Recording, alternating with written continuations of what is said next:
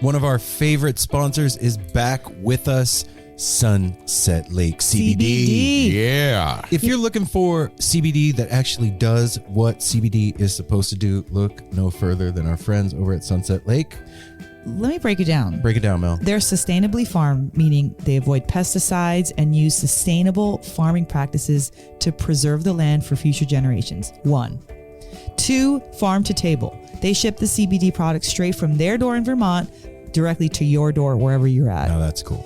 And third party tested. They test everything with a third party to ensure quality, dosage, and safety. You got to go over and check out sunsetlakecbd.com. They have so many products. Break it down for them, Apple. Well, they've got some new stuff going on. Like they always had pre-rolls, but now they got really cool packaging for it. And you can get CBD pre-roll flights of all their flavors.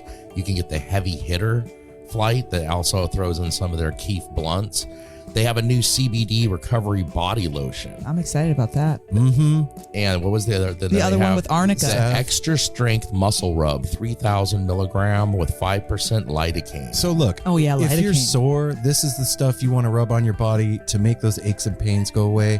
They even have CBD infused coffee, so you can have coffee without the little jitter that you get from caffeine, and you have it in the morning and you start your day off right. Your body feels lubricated. You're going to sleep good. Yeah, and also they have, if you kind of forget to reorder, they've got subscriptions. And they're giving the No Simple Road family 20% off. 20% off. Put with in the promo code NSR20 when you're checking out at sunsetlakecbd.com. You're going to get 20% off your entire order. NSR20. And don't forget those cute little gummy bears. That's right. sunsetlakecbd.com. One of our favorite sponsors is back.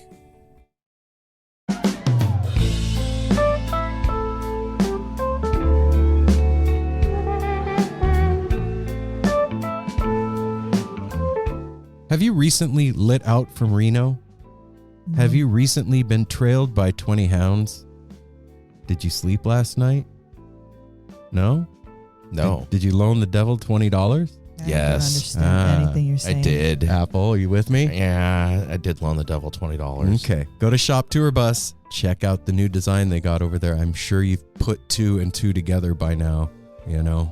Is it I'm friend still of the adding. devil? Friend of the Devil. Friend of the Mel. Devil. The new design over at Shop Tour Bus. This design is dope. Yeah. Go to shoptourbus.com or at Shop Tour Bus on Instagram. Check out the new design and the old ones. That old Steal Your Tape design, the Truckin' design, the Cassidy, all of them. Franklin's Tower, Drums in Space. Shall I continue? No? Okay. You could. Go to Shop Tour Bus and check it out, everybody. And when you're checking out, put in the promo code No Simple Road, and you All will, one word. yeah, and you will get free shipping, and it will come to you in a hand-designed, one-of-a-kind box with a bunch of trinkets on the inside, and you may even be one of those people that gets a Bootleg. A bootleg. a real Grateful Dead cassette bootleg. So don't be left out. Don't be wearing all the same shit you wore last year. Go get yourself a new shirt. And hurry up, because these are limited quantities on the Friend of the Devil. So you better get one now. Hurry. ShopTourBus.com, promo code No Simple Road. You know, boring walls are boring. They are super Yes. freaking boring. But and you know what's sad. not boring? No, Finn and Wheel. it is definitely Finn not boring. and Wheel was born out of a love for nature. And cycling, and the Grateful Dead, and the outdoors. That's right. And the Pacific Northwest. All the beautiful things. So there's 3 beautiful prints on finnandwheel.com. There's one called Riding Mountains, Skeleton and Rose, and Surf Life. And if you click on one of those beautifully cultivated prints that is on 100-pound cover stock premium FSC certified paper, you will not be disappointed. This is super, huge amount of attention to detail has gone into these prints. It is beautiful what they've done over at Finn and Wheel. It is the Grateful Dead enthusiasts' minimalist skeleton outdoors designs. So if you're into any of the things that we mentioned, go to Finn and Wheel. When you're checking out, put in the promo code NSR. You're going to get 10% off. You're going to get some free stickers. You're going to be supporting the No Simple Road family of sponsors. And you're going to love your And walls. they're not going to be boring anymore. FinnandWheel.com. Hey everyone, Chris Pandolfi from the infamous String Dusters here to let you know that my podcast, Inside the Musician's Brain, is back on the airwaves for Season 4, which means it's time once again to get deep with influential musicians from all across the musical landscape to really understand and translate the lessons of success, failure, inspiration, and hard work that are behind the music and the artists that we love. My guests this season include Rachel Price from Lake Street Dives, Sam Bush, Chris Wood, Chris Funk from The Decemberists, Lindsay Liu, MC Taylor from His Golden Messenger, and more. Check us out, and thanks for listening.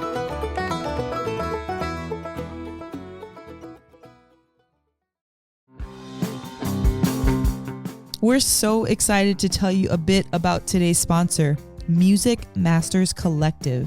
They are a nonprofit organization that produces unique music events, providing opportunities for fans and artists to meet and collaborate in an inspired and creative atmosphere. Music Masters Collective events give you the opportunity to learn from world-class musicians like Otil Burbridge, Steve Earle, Richard Thompson, former members of the band, the Milk Carton Kids, Nikki Glaspie, the Fab Four, and Sean Colvin, and so many more.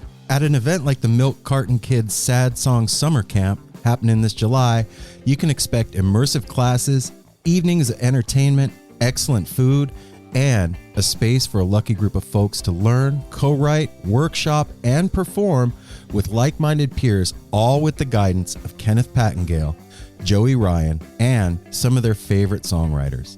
This all-inclusive week in the Catskill Mountains of upstate New York is guaranteed to be magical. Scholarships are available and spots are extremely limited, so visit www.sadsongsummercamp.com/simple to learn more. That's www.sadsongsummercamp.com/simple. Check it out.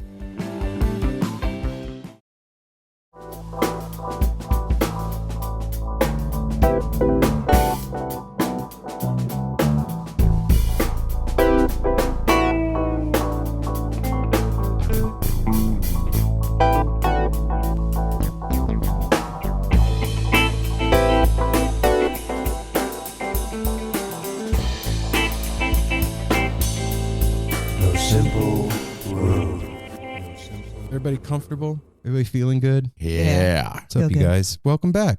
Hey, Welcome No Simple back. Road family. It's Aaron. And Mel. And Apple. Everybody listening to my voice. Today is a monumental occasion for the No Simple Road family. Yes. And for just all of us. Back in 1989, I had a group of friends in California that were all Deadheads. This is before I ever saw the Dead for the first time. And one of my very first experiences of having my mind completely blown on LSD was at a friend's house in California, listening to a cassette recording of the acid test graduation. And on that particular tape, I remember there's one part and somebody is like kind of babbling into a microphone and there's weird music in the background. And you hear somebody say, Ken Babbs, is Ken Babbs here? And he said, yeah, Ken's a nice guy. I like Ken Babbs. And I always wondered who Ken Babbs was. And then I found out once I got into the Dead that he was actually one of the original Merry Pranksters. And my, I don't know what you would call it, trip has come full circle because Ken Babbs is our guest this week. Yeah. So, Ken Babbs, thank you so much for gracing us with your presence. You were so fun, so informative, and it was great. It And was very really great. entertaining. He has Very. a way of telling a story, and his enthusiasm and his voice during this, you're going to hear that. I mean, can you, just from having the conversation with Ken, can you like imagine, 50 years ago, the storytelling abilities of this guy? He really reminded me a lot of your dad, like speaking with your dad, a lot of the kind of just how they remember people's names and instances and like remember where they were in the 62 and May 3rd, 5 a.m. Like it's really incredible to speak to our elders and people that have inspired us growing up. Yeah. So this was great. And, I'd be remiss if I didn't say, like, I truly do believe that what the Merry Pranksters did with the Electric Kool-Aid Acid Tests and creating an atmosphere of like unbound chaotic freedom for people to explore consciousness, music, art, poetry, whatever, just go in and do your thing and whatever happens. I think that in no small part is the scene that we are part of today because of that. The Grateful Dead found their sea legs playing as the house band for the Electric Kool-Aid Acid Test. And so he is royalty. This is like, if there was a Mount Rushmore of the scene and the world that we're a part of, he's carved right in there. The Pranksters are up there, part of that. And so this is, how would you say this? Like grandfather vibe of. Absolutely. Yeah. Just like I said, an elder of the scene. That's the word I was looking for. That really is still so youthful at heart too. Like, although I can't remember exactly how old he is now because I said it and then he corrected me in the interview. Just like my dad would too. Exactly. I'm 83, damn it. But it was just, again, like I said earlier, it was just really great to hear his stories from his mouth. And he was really excited about his book, The Cronies, and we're excited to bring it to you. Yeah, and everybody, do yourselves a favor. Like he says at the end of the interview, he's like, if they don't have it in the bookstore where you go buy books, ask them to order. Tell them to get it. You can buy it on Amazon as well if you want to do the Amazon thing. Just go online and look for Ken Babbs' Cronies. It's an amazing burlesque tale of the life that this guy lived. It's amazing. And it's an amazing read the way he set it up. It's like short chapters. It gets to the point. It comes across so well. Yep. And if you're in Portland, go to Powell's and get it. Yeah. Yeah. And if they don't have them, tell them to get it. That's right. That's right. Damn it. One thing I love here is when he's telling his stories, he is so full of like love and laughter. Mm-hmm. He just is laughing at the things they did. I mean, because this life he lived of being on the bus going across the country, they had no idea. They were pioneers going out there. And he didn't make it sound like that either. He was like, we were just doing our thing, you know? Like, we were making a movie. It What's wasn't the like big they deal? were being revolutionaries or anything crazy. No idea what they were doing at the time. They just went for it. So think about that for just a second, man. Like, honestly, they're just like, as far as he's concerned, they're just making a movie. Yeah. Right?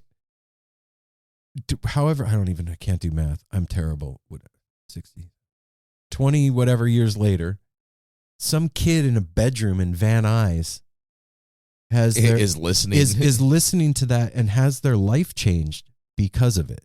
Well, and I remember that. Then you brought it back from L.A. Because we all it was like the Holy Grail.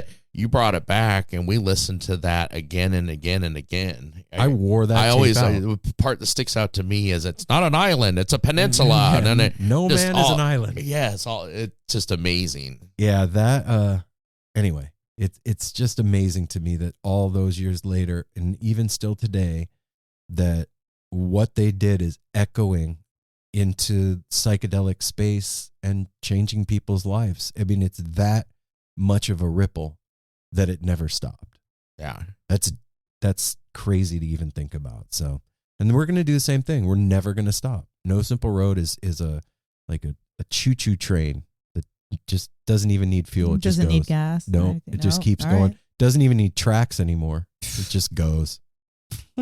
Yeah. What is that? An object in motion tends to stay in motion unless acted upon by an outside or opposing force. Yes. So we have no outside or opposing forces right now. We're gonna chug on into the business, and we'll get you straight into the interview. Remember to hang out with us afterwards, so you can catch up with the three of us, see what we're up to. We got lots going on, and we do. I have thousands of stories to tell. Not really, but hang out afterwards and see what happens. You never know. Follow us on all the social media platforms at No Simple Road. Go to www.nosimpleroad.com. Hey, everybody. What? Get this. Sign up for a tarot reading from me and Mel. What? it. Yeah. You can go to www.nosimpleroad.com. Top of the page, it says tarot. You click on that, you schedule yourself a time, you pay your money, and boom, off you go. 1 hour tarot reading with the Grateful Dead tarot deck. You will get a audio copy of your reading, a emailed synopsis, and a personalized An emailed synopsis? yeah, and a personalized playlist. That's right. So, That's a really good deal. nothing to shake a stick at. Not at all. So don't shake sticks. Go to nosimpleroad.com, get yourself a tarot reading, grab yourself some merch, sign up for the newsletter, see where we're going to be. Come hang out with us because we got lots of things coming up. Yeah, we don't lots of like to be things. alone at shows. It's scary. Yeah. You We should get see Mel's lonely. eyes right now. She got sad. Yeah, she's thinking about being lonely at a I show. don't want to dance by myself. You'll never have to dance by yourself as long as I'm here, Mel. Promise. Thanks. Yeah, come boogie with us at a show. We're going to be at Pigeons Playing Ping Pong on March 18th. On the 17th, we're going to be at Sponge opening for Le Special. And we're going to be at Skull and Roses Festival, Northwest String Summit, Bodie Mojo Fest, Beltane. We got a lot going on. I'm going to be at Summer Meltdown. Holy shit. We're going to be exhausted. When Christmas comes around, I just want to sleep. That's the hibernation time. Hey, everybody, check this out. All that stuff that we're doing, guess what that means? Costs money. We need your help, everybody. Yeah. We need your help to keep paying for the show, to keep bringing you guests like Ken Babbs, to keep doing all the stuff that we're doing. So go to patreon.com/NoSimpleRoad. You can sign up for as little as $1 a month. It's cool. We get it. That's so cute helpful. dollars are cute and they add up, just $1. So patreon.com/NoSimpleRoad. You can go and call 971-808-1524. That number again, Mel? 971-808-1524. It's a tepid line. You can call and sing happy birthday to Darwin. I don't know. Well, Darwin's in November, but Apples is coming up. Sing an early one. Yeah, that's true. You could tell us a joke. You could give us a trip report. A recipe, a pet story. I'm still hanging on Sarah's sweet message that she sent us. She said we're like a warm blanket. Well, she said that she's heard it described that we were like a warm blanket, and she agreed. Oh, I like that. Yeah. That's a freaking great compliment. A warm blanket. Hey, Mel. What? You're like a quilt. Yeah. Okay. The quilts I'm are nice. square. No, you're definitely not square. You are not square. I'm square and I Mel. don't match. All right, I'm moving on. What? I'm patchwork. Jesus Christ. Oh, Shut up, Apple. Anyway. I smell like Granny. And then- What? Next. The other thing we always ask for you to do that doesn't cost a dime, as we always say, is go over to Apple Podcasts. You can go on there. You can simply, easily push 5-star review thing. And if you want to go above and beyond that, which we love, we have not gotten a new one. We haven't got one since the end of January. We might go all of February without getting one. So somebody please go on This and is write coming us out. a review. This is coming out after the end of February. Oh, So we went all of February without somebody writing a review. Could you be the first person in March? In 2022, I Yeah. thought we were going to figure this out where at least someone takes a personal responsibility to be the one that writes the review for the month. See, everybody, that's called backhanded guilt.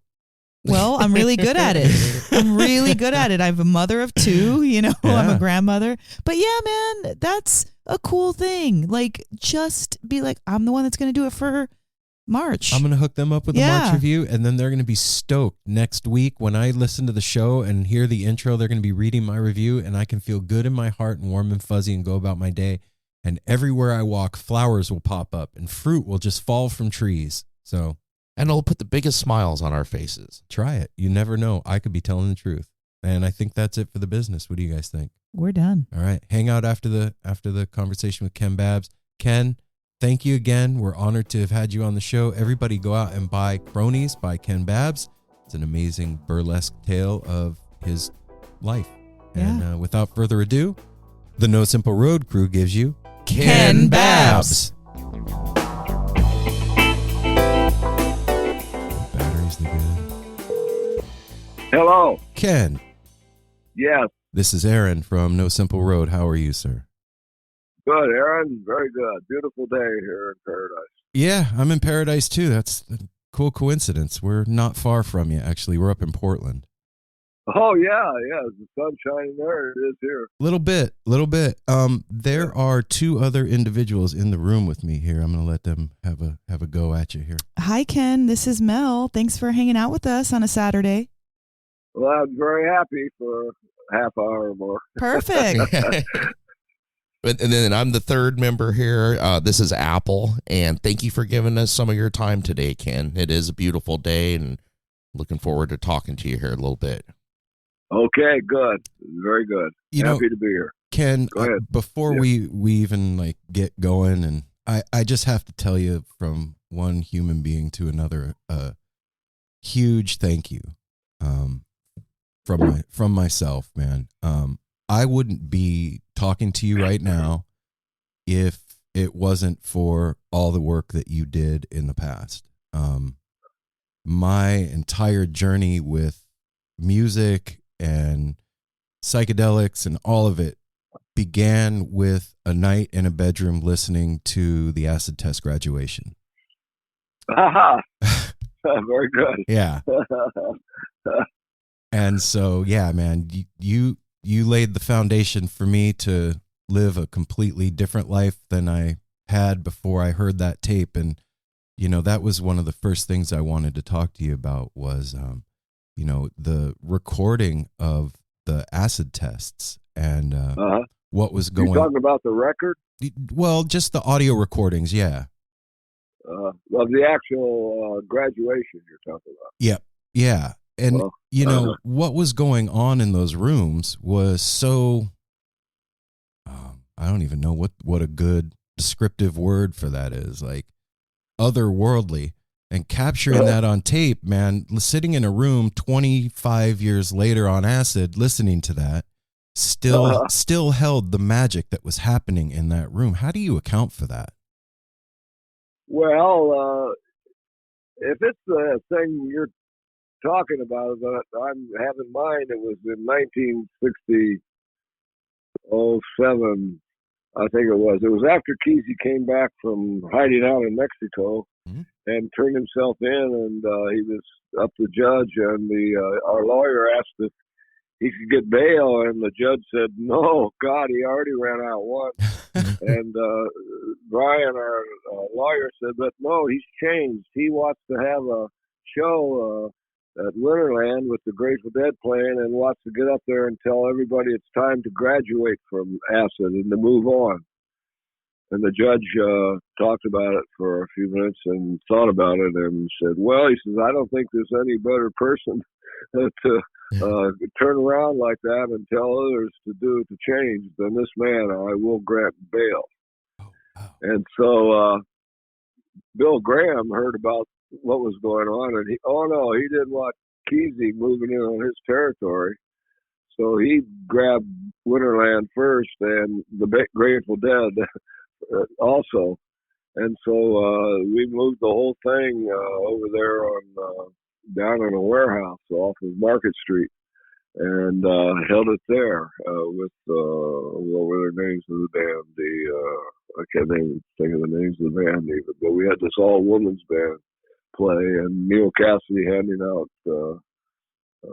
diplomas and turned into a really raucous great night with everybody high on LSD. Yeah, it was just hearing, because we didn't, obviously there was no video of it, so we didn't see it, but sitting in that room, it felt like we were there with you, and it was palpable what was happening. And I mean, obviously you get that much acid and people with, you know, no agenda to just let things happen as they will. I guess that's what goes down, but it baffles me, man. Like all these years later, you can put on a tape and that thing, whatever was going on, still comes through and can alter somebody's life, you know? And you guys were in the business of changing lives, it seems. Well, not purposefully, but people, we were doing something that those people joined in with, and yes, for many people it did change their lives. And by the way, where is this tape? What is the tape you're talking about? I've never heard the actual tape, I don't think. Okay. The guy that I was hanging out with at the time was a collector of bootlegs, and he had hundreds and hundreds of cassettes that, you know, everything from, you know, old Grateful Dead stuff, Jefferson Airplane stuff, unreleased Jimi Hendrix tapes, and he had about 6 or 7 of the acid tests that somebody had captured the audio recordings on cassette, and they were being traded around the Grateful Dead family. I'll be darned. Yeah. And so you had actually one of those cassette tapes? Yeah. This is 89, I think. Yeah, 89 back then. So yeah, we were trading those tapes around, and they were like gold, man. I guess so. You still got it? No, unfortunately, they dissolved into the ether at some point along the way. Yeah, I know what you mean there. Yeah. Okay. I might possibly have one in my box of cassettes down in the basement. I need to dig through it. Yeah, I know what you mean. Don't worry about it. I've got a million of those things. So, Ken, tell me, we've all kind of spent the morning going through Cronies, and there's so much in the book that we could talk about, but I'm just curious, what was your thought process on even writing the history? What was going on? Why'd you want to write the book? Well, my wife is a retired high school English teacher. 19 years she taught at South Eugene High School, and she taught Kesey's book Cuckoo's Nest in her American Literature class, and sometimes A Great Notion in her AP English class. And she had me come in and talk to every one of those classes for 19 years. And so I would kind of make notes what I was going to talk about. And so stories is what it's about, is that I'm a storyteller, and even though I perform and do stuff like this, it's always around a story, because stories are what link us together all the way from now back to then and into the future. And so I would make notes before I went in to kind of keep track of what I was going to say. And then after she retired and I was rooting around, I found all those notes and I started reading through them. I thought, hey, this would make a good book. So I just sat down and started pounding out the stories. It was really an easy book to write. Being a storyteller and being a writer and trained in the art of beginning, middle, and end, and some dramatic tension and dialogue, all the things that make a story good. And I liked doing it that. I liked having each story be its own self-contained thing. Like I said, it made it very easy to write, to just keep pounding them out until I started with meeting Kesey at the Stanford Graduate Writing Program in '58. And ended with him dying in 2001, 43 years later. So there is kind of a continuous timeline in there. But people have pointed out to me, you got some of those stories out of order. This didn't take place first. But, well, who cares? If you can remember it, you weren't there, right? That's what they say? Yeah, that's exactly right. Thanks to Timothy Leary. Yeah. One of the things that holds like mythical prowess in the ethos of our little community that we're all a part of is the personality of Neal Cassidy. And, the stories about him are legendary. And some of the stories of him in the book, the way that he spoke and who he was so big. And trying to capture that in a few chapters in a book seems really, really, really difficult. But you did an amazing job of teaching me a little bit more of who he was and why he was so iconic. And I wonder if you could just tell us like a little bit about what it was like to be around somebody like that. Oh, it was terrific. For one thing, the thing that makes the book really good is there's no way I could make up the dialogue of Cassidy talking, and actually lots of the dialogue. But we taped and filmed everything we did, and so I still have access to all that stuff. So when I was doing Cassidy, I'd get out the tapes of him talking like on the bus on the New Jersey Turnpike, and just type up his words and his stories. I'd edit them a little because sometimes he'd get a little off tangent. But also, it was really wonderful that he agreed to drive the bus to New York and back.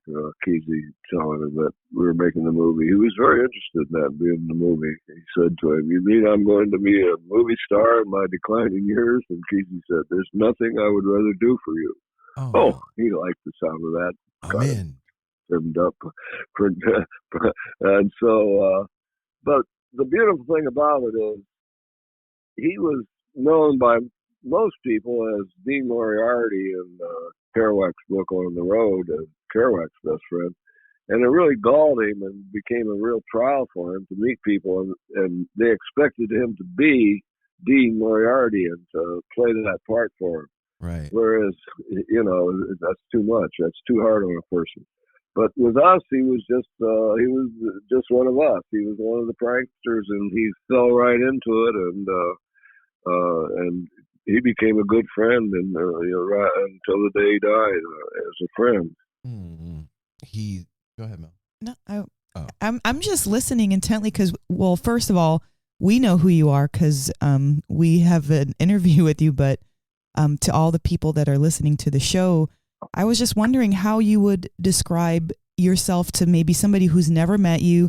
Maybe you're coming to a forum and you're going to tell a story. You did say that you were a storyteller, but how would you describe who and what you did in your, was it 75 years?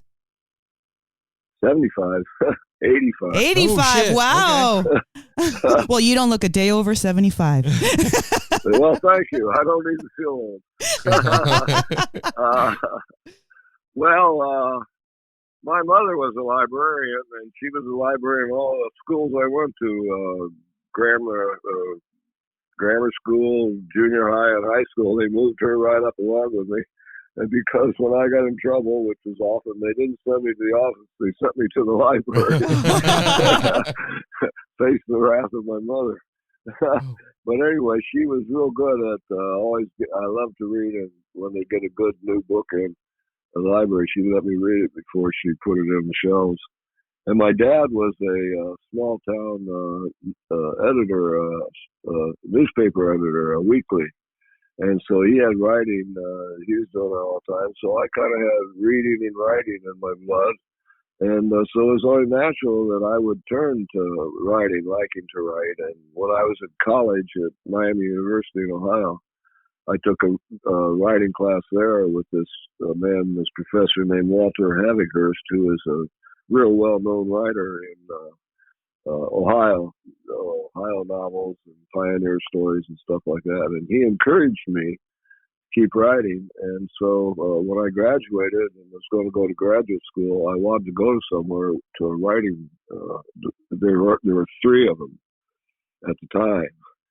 Wait a minute. I got to hang on here. I got another guy calling me. Sure. Are we still on? Yeah, do your thing. Okay. It's fine. Okay, he's gone.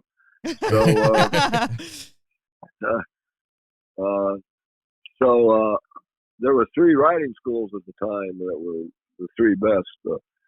One was at Columbia, and one was at Iowa, of all places, and the other was Stanford.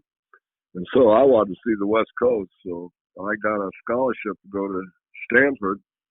And there is where I met Ken Kesey in the writing class, and also Wendell Berry and Ernest Gaines and other luminaries, all of them published authors, not all still alive either.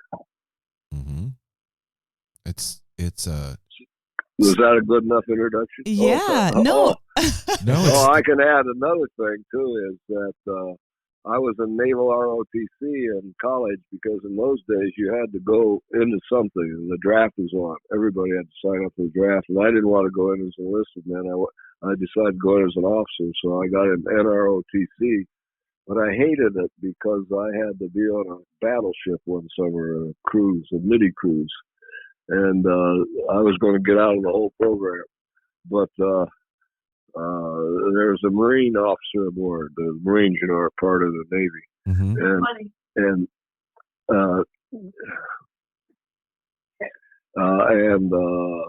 so I took the Marine option. And so when I got out of Stanford that year, I had to go in the Marine Corps. And I went to Quantico for a year, and then I went to flight school for a year, and then I got out of that and was flying helicopters.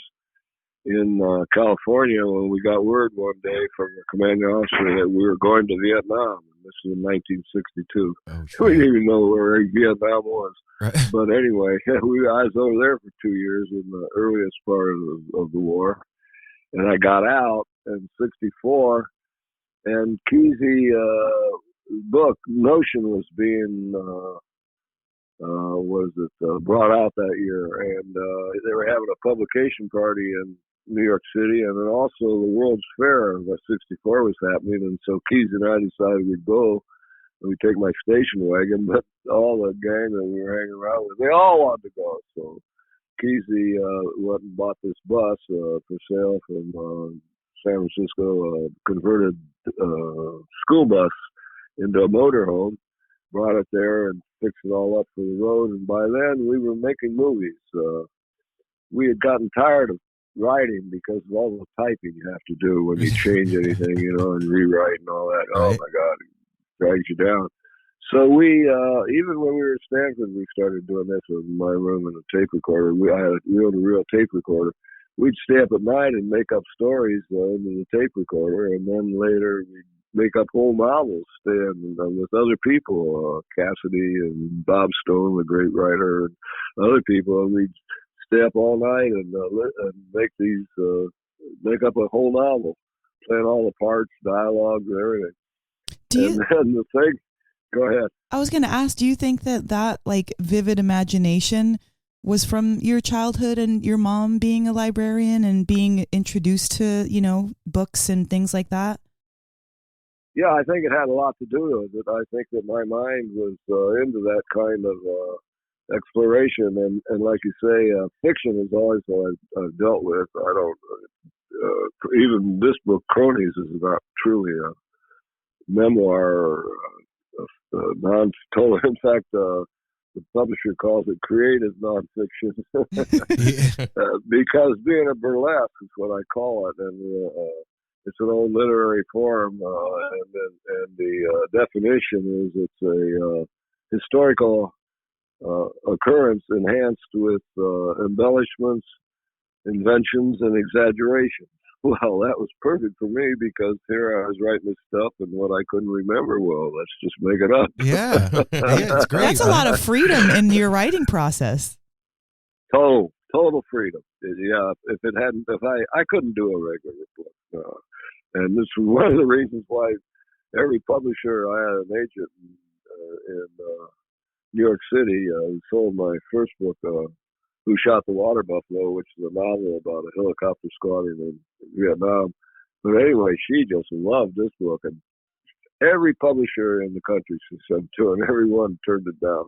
What? And so, yeah, because it just didn't fit any kind of mold that they were used to working in. Okay. It's too different. Besides that, there's a whole new genre in books and writing, which is psychedelic works. Right. And so these old dupes who've never done any acid or they're just heard about it, they have no idea that this is what's happening and this is what people want and like. Oh man, they're blowing it. Yeah. So anyway, this bookstore we have in Eugene, Tsunami Books, great bookstore. It's our City Lights bookstore of Oregon. Okay. The Scott Landfield was also a performance space, and I performed there lots, done lots of readings and with groups and stuff. But anyway, he decided he wanted to be a press, not just a bookstore, but Tsunami Press, and he wanted Cronies to be the first book out of the press.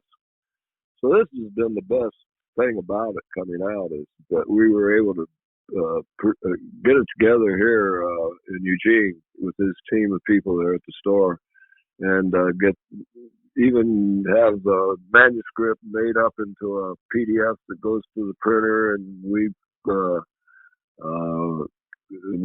worked with the printer and ordered the books and got them all the way we wanted. And Scott himself designed the book. I don't know if you've got the hardback copy, but no, the we have the hardback PDF. copy. Oh, too bad. Well, it's in the bookstores now. The official publication date was January 11th, and Powell's. I did a thing with Powell's. I did see that, Ken. Yeah, well, they sold every copy they had, 900 copies. But anyway, congratulations! I know, it's been selling like hotcakes. Scott sold all of his. He had like 1,600.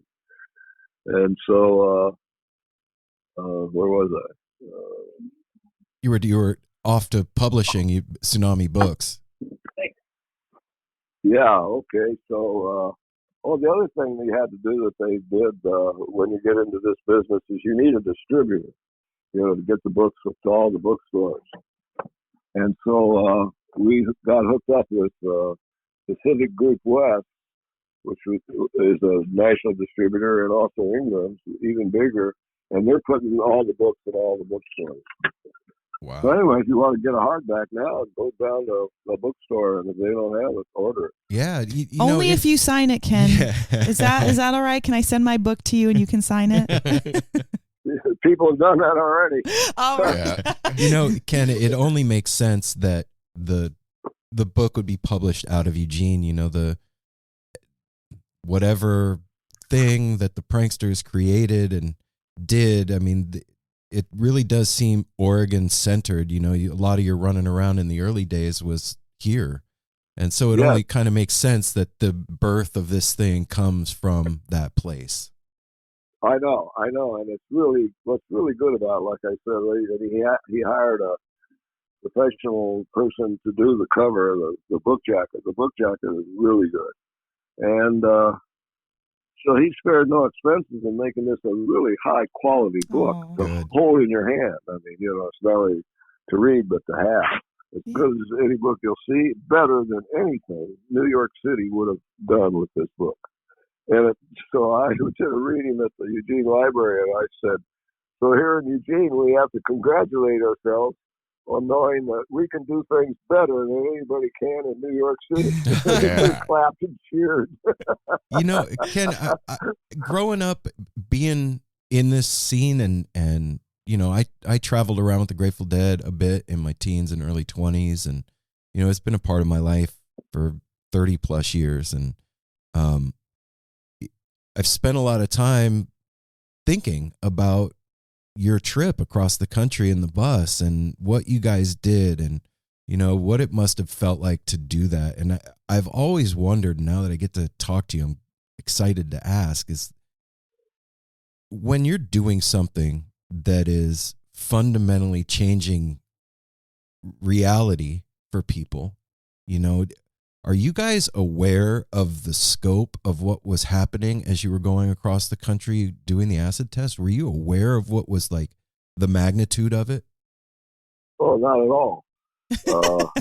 That's a great answer. No, we like I said, we had gotten tired of writing, and then when we were doing those taping on the floor, George Walker showed up one day with a 16 millimeter camera. So hey, we were up off the floor in costumes and acting out parts and making up stories, and we were suddenly movie makers. So we were going to film and tape this whole journey to New York and back, and come back and edit it ourselves, and then get it out in the big theaters, and we'd be movie makers. Ken, were you ever scared to do anything? Because it sounds, you had to, you have so many vastly different experiences.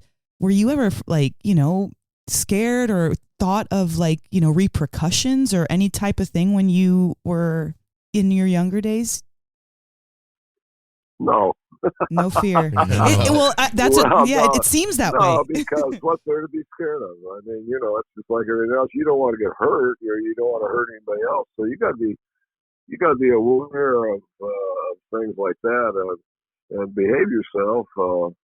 One of the things we learned to do was when we get in a situation that's volatile, is how to do something to surprise them and go sideways and confuse them and kind of dispel the whole thing. Is it the part of the prankster mentality? That's part of, that's part of the thing we learned to do. And on the bus trip, nobody knew what it was. They'd never seen anything like it before, but all kids knew that was a school bus. They'd come running everywhere we'd stop, and we'd get out. And the Merry Band of Pranksters, we were really a band. We had instruments. We played trombones and clarinets and flutes and that. And the thing that our bit was that we knew no songs. We made everything up to improvise. We were total improvising outfit, even on the stuff we filmed. Although some of the stuff we were not performing for the camera, we were just high and doing stuff and taking movies of it. So we had no problem at all on the bus trip. There was no preconceived notion of what this is about or anything. And none in our minds either. We were just going to New York to do this thing, and we were coming back, and we were going to make the movie, and it was all part of that. But what was really happening was on the West Coast, when acid hit, God, it hit everywhere. It's like the tsunami of LSD hit the coast and roared inland. And I think in about 1972, Kesey said it was all the way to Kansas City. It's taking the country by storm. Yeah, and people there everywhere were doing the same things we were. They were branching out and doing things in art and dance and theater and music, that they'd never done before. They were, breaking the old traditions, and going places, new places. It was a great artistic time. In fact, the way I see it now is the Beats did the same thing after World War II, when the country was down from ravages of World War II. They were elevating force in the spirit to bring it up.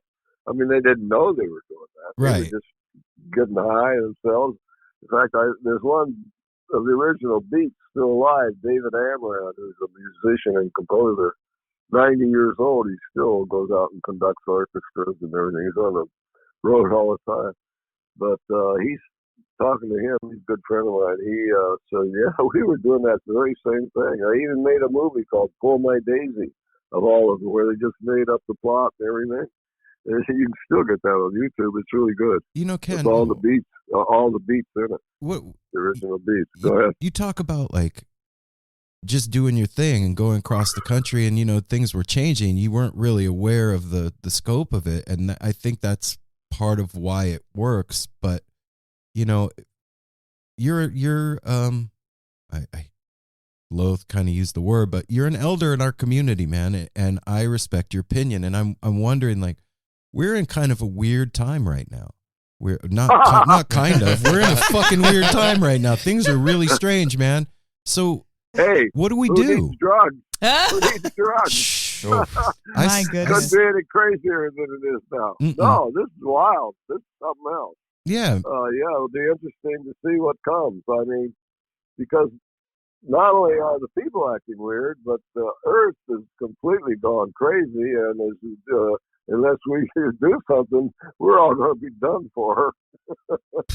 100%. And so, the Beats were shaking things up, and after World War II, you guys were doing your thing during Vietnam and that time, and then like 80s, 90s, the punk rock scene was around, and then the Grateful Dead were doing their thing. What do you think it is now? How has that thing manifested nowadays during this COVID time? How do you see it playing out?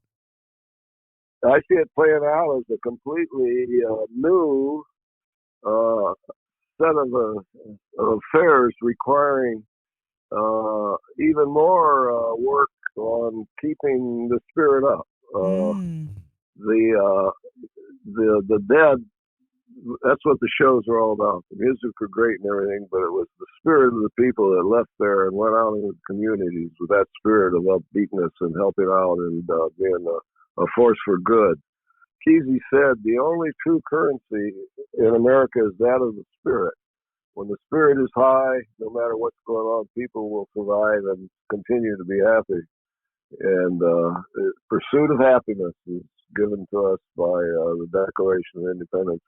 And so when cop or anybody tells you, why are you doing this? You're not supposed to do that. You'd say, oh, no, I'm exercising my right as an American, pursuing happiness. Yeah, wow. Yeah, so that's happening right now. I mean, like my book is part of the Aw. thing of it's we need something else so we feel good about ourselves and we feel good about our lives, and even though there are the hardships happening and people are kind of gone wacky in that, but the people, all that is actually the craziness is in the minority, but they get the most publicity. Yeah. Yes. But underneath that thing is regular people doing the regular thing, keeping everything together and doing everything they can, to make the earth a better place and the relationships between people better and all that. And we are in the majority. And it's good that we can work free, because freedom is what it's all about. To be free, to move in any society, to be truly free, you can, like we hung out with the Hells Angels, and now, whoever they are, the crazier they are, if you can get in there and be human with them, and and then step out and then meet with politicians, they're as crazy as anybody else. Yep. And same thing. So that's what we want to be able to do, is move freely and work freely and not get a lot of attention on you. Kesey said the thing about the spotlight, when the spotlight's on you, there's also crosshairs in that spotlight, it brings out the people who are aiming in on you. I'll tell you something interesting that's happening to me right now. Yeah. Is there's a film company in Toronto that wants to take an option on the book, and I'm talking to them about it. But the more I talk to them, the less I want to do it. Why so? Because I thought when they took an option on the book, they'd want to do dramatization of some of the stories in the book, and have it be like that, like not fiction exactly, but not just talking heads. You know what I mean? Right. Like a documentary. I can't watch those kind of things. I hate them. And not only that, but they're on Netflix. Their things go out on Netflix. They don't show them in theaters. It's not a movie. It's a company that creates movies for Netflix and HBO. Okay. And so I don't want me. And I can see what it's going to be. They said they did one on Loretta Lynn. I got to give them to send me that one. And so what they do? They're showcasing somebody. And they want to come here, and shoot and have me in front of the camera and all the time and all that. I don't want to be that person. I'm very happy with my life. My life is full up and everything. I don't want to go out in front of the world on Netflix. You know what, man? Wow. Hell yeah, Ken. I appreciate that, man, because you know what? It would be very easy to just let it happen and let them do their thing. But that's staying true to the spirit.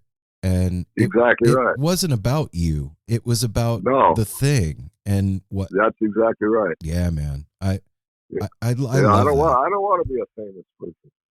Well, you're that. Yeah, too bad. you are though, Ken. You have to admit that, like the. Yeah, but I mean, in the traditional person that's on Netflix. Yes. Right. Yeah. And being made into more than just what I am. Right. No, but it's a huge intrusion on my life. Well, yeah. And it would also, like I was saying when we very first got on the phone, that what you guys did really affected and impacted lives. And I think doing something in that manner with it would cheapen it or lessen the legacy of what you've created. Because let's be honest, Ken, that prankster spirit is alive and well and going strong out in the world today. It is as vibrant and alive as ever. Well, and there's the bus still runs. Ken Kesey uses it all the time. He's kind of runs the prankster thing now.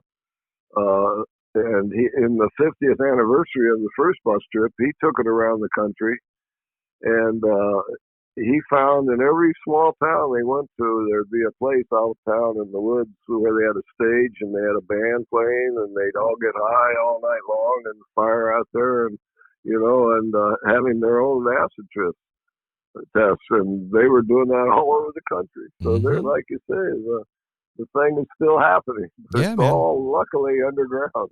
Well, and also, I mean, we had the opportunity to sit down and talk with Zane at a festival, Northwest String Summit, up here in Horning's Hideout, and they had the bus there, and talking to him, and you know, it is underground, but I don't think it's as quiet as you think. There's quite a scene happening with, and it's morphed. It's not just electric guitars and drums and basses anymore. It's also the electronic dance scene too. It's kind of gone into that as well. And I think that things like your book are really, really important because it helps us to not forget where we came from and what the roots of this scene actually are. Yeah, good. That's good. Yeah. I mean, it's important to know where you come from, man. And it's, I learned a lot. Yeah, it links us all together. And that's the thing that's missing right stories, now. Yeah, the stories link us together from back then to now and into the future. Well, and being a word guy, does it trouble you, Ken, like how language is being shifted now and how words are weaponized and how everything doesn't mean what it really means and how it's upside down? Well, yeah, that's happening, but this is what we have to learn. This is what I think education is all about, is to be able to recognize the true thing and also the false thing and going for the true thing. And, they think it's math and, science and all that, but that's all important too. But this is really more important. And really, the other thing that's important to learn, and I think education is good for, is how to solve problems. Is constantly we have problems, little, big, and everything. But when we are calm about it and put our heads to it and use our imaginations, we can, and our hands and abilities, we can solve these problems. And so all this other stuff is clamor that's going on around it. Like machines working. Come on. Can you knock that noise off? I got some work to do here. Yeah, man, I hear you. Yeah, so yeah, we all. It's an interesting time. It's the work is both harder in a way, and yet more interesting. Do you have hope? Do you think that we're gonna pull through and come out the other side of this thing? Well, yeah, because what else is there? Armageddon, Armageddon out of here. Armageddon. Yeah, I'm going with you. Where's the door? No, I know things could really get chaotic. We could have a civil war and people tearing around trying to take your property. And that's a buddy of mine, an old Marine Corps buddy. Said, what are you going to do? He says, are you going to fight them off as they come in there? I said, hell no, we're gone. Yeah. I said, they can have the place.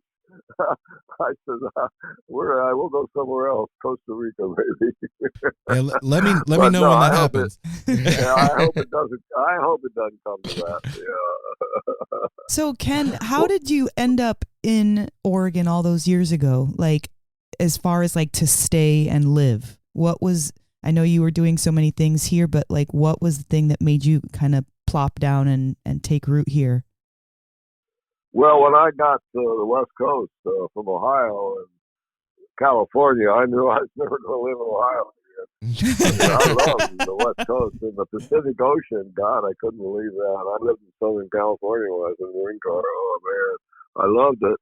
But when I got out of the Marine Corps, Kesey was up there in La Honda, and so I was in Southern California, so I moved up to Santa Cruz so I could be part of the scene up there, everything we were doing. And then he got busted for pot, and it was when we were doing the acid test, and he was being sentenced, but he didn't go to court. He went out to the beach and faked his suicide and split from Mexico. And we were doing the acid test then, and the night he was leaving, he came to me and told me what he was doing, and told me, take the bus. We were planning to do this anyway. Take the bus and everybody to L.A. and do the acid test there. So we did, and we were doing them down there until the LSD became illegal. And that night, we all bundled up on the bus and drove down and met up with Kesey and spent 6 months in Mexico woodshedding and having a great time on the beach. It was really, really fun. But when we came back,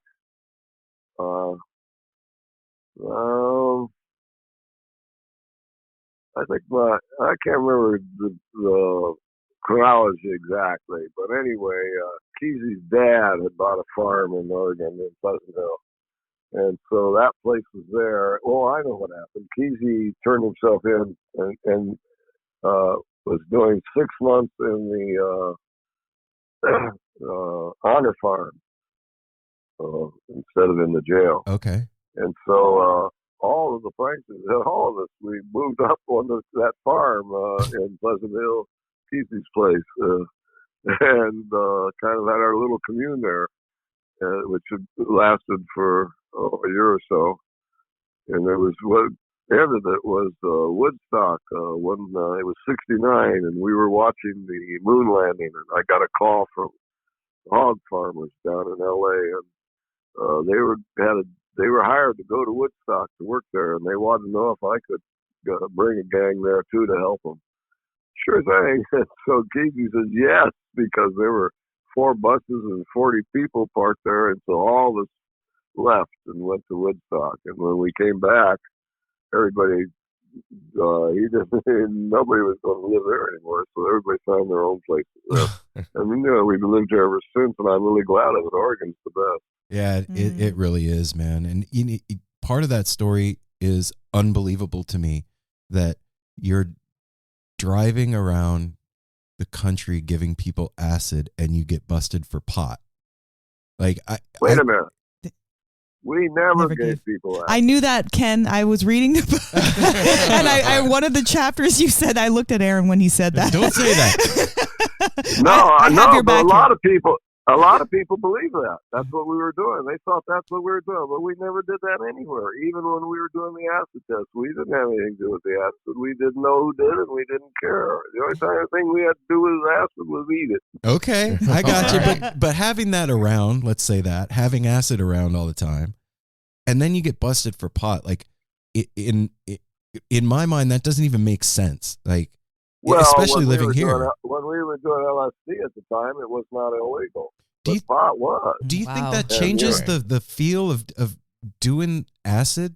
I mean, that chemical holds, not to be too woo-woo or whatever, but that chemical holds vibration. So, when you're allowed to do something by whatever rules, it gives you a certain freedom that you don't have when it's illegal. So do you think when LSD became illegal, it changed the vibe of doing it? I don't think it did for the people who were taking it, but you had to be careful. Right. What you're doing. Like, I got some friends that did 20 years or more in federal prison for selling LSD. See, so we never were doing any of that kind of stuff. No. Right. We were strictly users, and you had to be careful with pot because you didn't want to get busted for pot because people were going to jail for a long time for that too. It's so asinine. That just seems so strange, especially living here in Oregon and the way things are now. It's like yeah, but it was inevitable. The authorities and the people are afraid of it. Like. Reagan calling Timothy Leary the most dangerous man in America. Right. Can't let him get out of their heads. Yeah. They were afraid of the beats, too. What they were afraid of is that people would no longer go out there and buy all that shit that they buy and get in debt up to their ass, and keep the war machine going. They were afraid that that wouldn't happen anymore. And then the people in the power, that's what they live on, you know, and rich people too, you know, all that. They're a world apart. Yes. Yeah. And the counterculture provided a little bit of an antidote for that. And I think they were afraid that people were going to wake up and find out that the American dream was bullshit. And, you know, then yeah, that's exactly right. The jig is up. They were afraid too that their cushy lives were at stake. Well, yeah, man.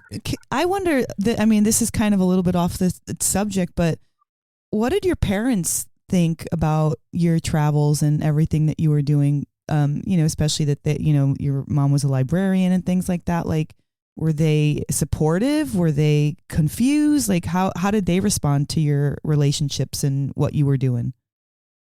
They were very good. My parents were real good about letting me and my brother do whatever we wanted and not pushing us in any direction and accepting really what we were doing. They were probably upset when we got busted there at Kesey's house and for pot. But yet even that, you know, wasn't all that bad. No, they were always good. In fact, when my dad died of a heart attack and my mother was living all alone, finally she fell and broke her hip back there in Ohio living alone. So I brought her out here and she lived out here until she died. Oh, yes, she became an Oregonian. Yeah, we had a good family. Real good family. That's very fortunate, Ken, because it seems like a lot of the things, if you kind of like try to do things the same way you did nowadays, the way they were back then, not just the society, but like parents and things, they're just much not as open, you know, or accepting. Well, parents are worried about their kids because of all the things they can get into now. Yeah, at a young age. Yeah. Whereas that was none of that was happening when I was in high school. The worst thing that happened was people would drink beer. Yeah. So what kind of parent did that make you, Ken, with as far as like freedoms and kind of like allowing your kids to really be themselves? Oh, totally. But and being totally supportive. I mean, all my kids were good at school, and that's another thing too. Is, you know, hauling back and forth, doing everything. You know, your lives are full of what your kids are doing. You know, and going to all their concerts and all their shows, whatever they're doing, you know, encouraging them totally. I got 9 kids and they all graduated from the University of Oregon. Wow. Whoa. 9 kids. We share a son with the same name. We have a son named Simon too. Oh, good. Yeah. Ken, I want to be respectful of your time, and I just want to say, man, it's an honor talking to you, brother. It's a fine point on a long sentence of my life, and I just really appreciate you, man, and thank you for being so you. Well, yeah, I mean, we are just us. No, and I enjoy doing this too. I enjoy talking to people and telling them stories and that, and it's good, real good. Well, and one thing I want, sorry, Apple, but one thing I just wanted to close out my thing was, thanks for doing your part to keep the spirit up, like you were mentioning earlier, as far as the book and everything, because we do need as many sources as we can get to brighten up our day spiritually and mentally. And that's what this book is, a bunch of fun stories that you get to kind of relive. And that's kind of what I was feeling this morning. So thanks for taking me along the ride on on Further. Oh, good. I'm glad to do it. Yeah, I'm glad to do it. Yeah, make them laugh. Yes. Yeah, humor really works. Yes. And I'm just curious, just one last question I was curious about. You talk about all the, you guys did a lot of filming and everything. Is there ever any plans or discussion of like editing that and putting it together and us seeing, some of the footage in the future? Well, that making that movie and editing that movie at a point in that book becomes a theme that doesn't get resolved until the end when we finally got into video editing thanks to our kids who learned computers in school, thanks to Steve Jobs for putting all those Macintoshes in all the schools and getting Kesey and me and our 2 sons with the machines and programs to do video editing and be able to edit the movie down.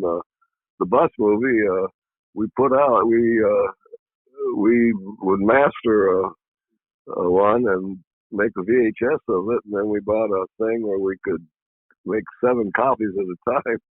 And there in our office, which we rented, we'd do everything, make the labels, and we'd get the blank boxes that could go in. We'd dip them in water and paint and make a dip painting box, and we'd put the labels on them and everything. And we had a website, and we announced it on the website that you could buy part 1 of Intrepid Traveler and his merry band of pranksters look for the cool place. And for send in, email your address, and we would send you the VHS tape, and you'd send us back $20. And that was all cooking along really good, and for 2 episodes until Kesey died, and then it kind of just we never made episode number 3. Yeah. First was heading towards the east, and then to New York and the scene in New York, and then the third was going to be coming back to California. But anyway, Zane Kesey used to sell these things on DVDs. I don't know if he's still into doing that or not, but we did transfer all it. It's easy to transfer things to DVD now. I can't imagine trying to put all that footage. Well, first filming it's 40 hours and 40 hours of tape and 40 hours of movie. Whoa. And we had to work on it. So wow. But the best part of the part 1 is called the New Jersey Turnpike, with Neal Cassidy doing his rap on that. Seeing him, I've seen snippets of that, and it's like something took over him. To be able to do that, like, I aspire to be that linguistically savvy, to be able to just freeform talk for 30. It's insane. Well, that's what he did. That was his bit. But he did a lot of speed too, Yeah. Yeah, a lot of speed helps, I guess. Right? All right. Well, Ken, thank you so much, brother. Again, it's an honor to speak to you, man. And I thank you for all of the work that you've done. You've done God's work, my friend. No, we're not done yet. That's good. All right, man. Hopefully we cross paths somewhere soon, man. And everyone can get your book. Is it at Powell's, or where's the best place to get your book? Well, Powell's is the biggest bookstore in Portland, but I'm sure there's others too. All right. Just go to a bookstore and see if they got it. And if they don't, make them order it. All right. There you go. All right, Ken. Thanks, take care Ken. of yourself, man. We'll talk to you soon. Okay, thanks a lot. Later, brother. Okay, bye.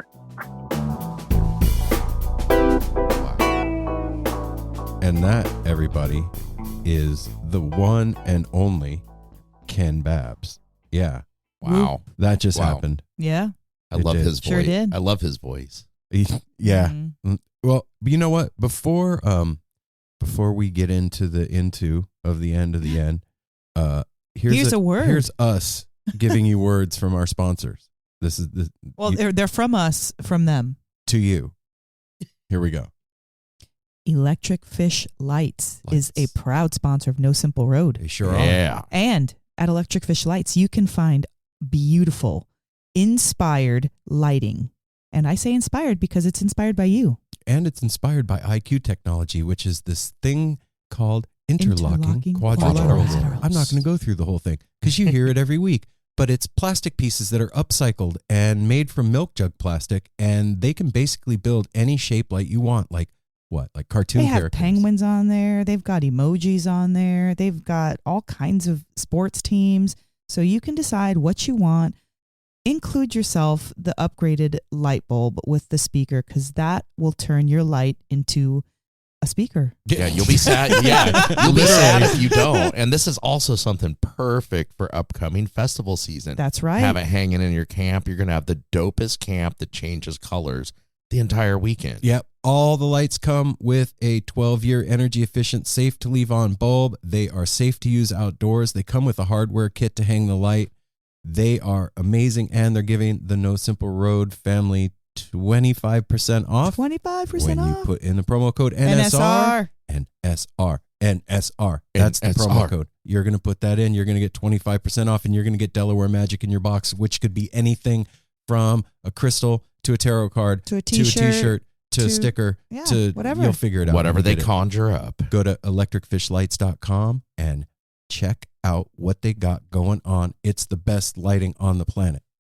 The year is 2022 and weed's legal. And, you know, back in the day, you used to have to call your friend, and then your friend knew a guy, and that guy would be like, I'm dry right now, bro, but, you know, I'll get some later. And then you'd be sitting by the phone all day, and it would be a drag. And then you'd get your sack, and somebody'd want to pinch it. You got to give the dude that brought it to you a bud. So don't pinch my sack. All right, but here's the deal. That doesn't happen. It's not like that anymore. We have Define Premium Cannabis now. Premium. 2 locations in the Portland area to serve you, 100% legal. And let me tell you something. It is the best weed you ever smoked. Tell us all about it, Apple.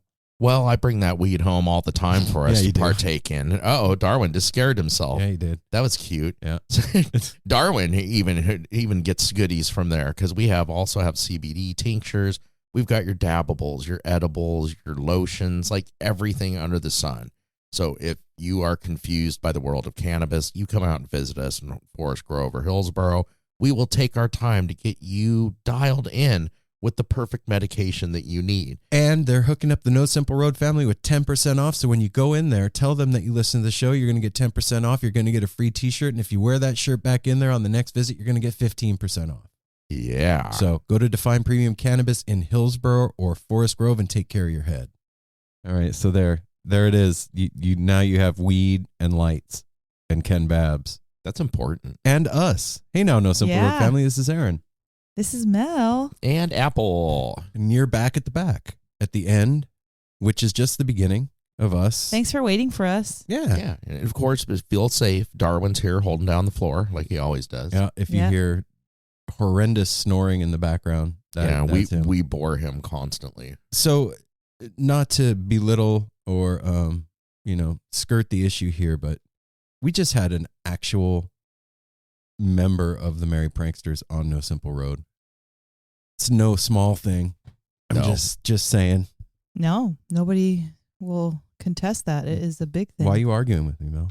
Because I'm fighting all the time. Oh, here we go again. Attitude I like to help have. me. We're bickering. Help. You know me.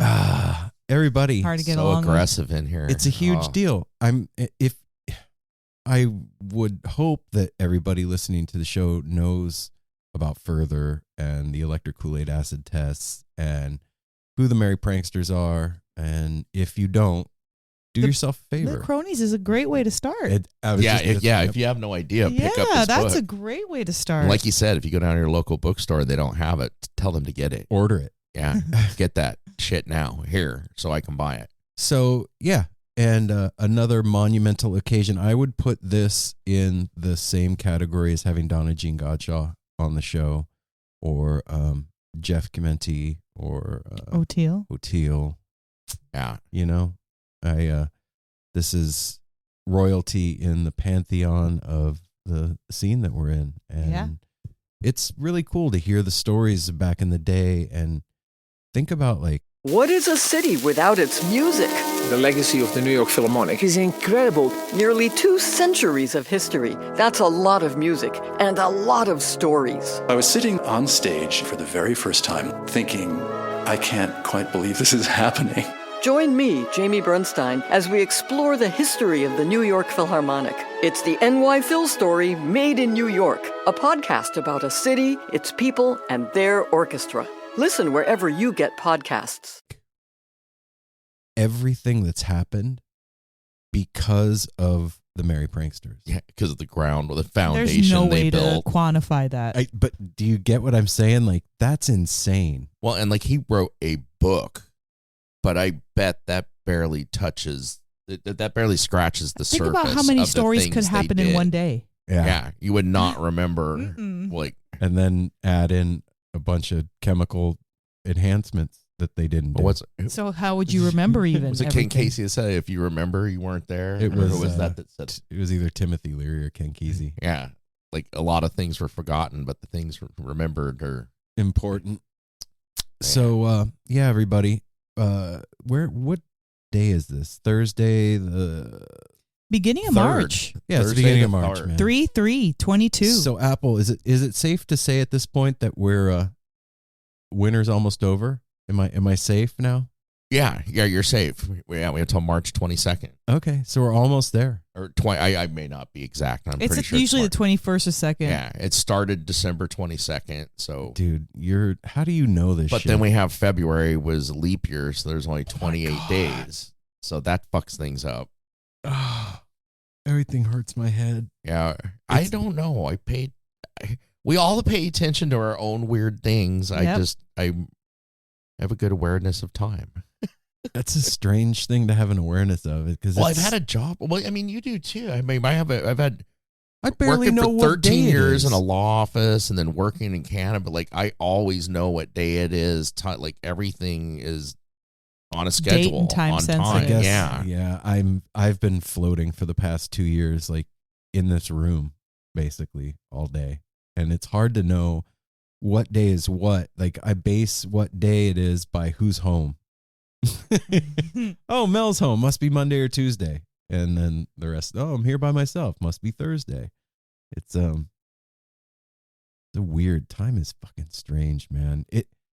And I remember when I was younger, my dad would say, as you get older, time gets going faster. And I was like, I don't quite get that. Like, how can time, but man, I remember like a school year was an eternity. Like the school year would start and it would seem like absolutely forever before summer vacation was going to come. And then when summer vacation got there, it seemed like summer was forever. Yeah, summer, like that 3 months, that seemed like a long time. And now it's like, oh, summer tour. Oh, it's the holidays. I remember being a kid, like summer, so like your friends, I did it 1 year, like when a friend went away for, like there's always a friend that went back east or something to stay with family went to for a camp. month or two. And it seemed like they were gone forever and then come back and there was still time left of summer. Now summer's like, pew, Yeah. pew. By the way, just to be correct, Sunday, March 20th is the first day of spring. All right. Yep. And remember, we're almost to daylight savings time. No Simple Road So family. that's on the 13th. I know Need that. Spring forward, and all that ridiculous Yep, that is bullshit. on the 13th. So Yeah, because we're all farmers. yeah, it's been a week since the last episode, and boy, are my arms tired. That was actually a very factual statement. Don't be fair, or be fair to the week, because it just was a day for you, and now it's overshadowing. Yesterday was a great day. That was part of the week. Yeah, I don't know. Today took the wind out of my sails, man. Yeah. Aaron needs to start What? it. Oh, Start getting it out so it doesn't stay in there.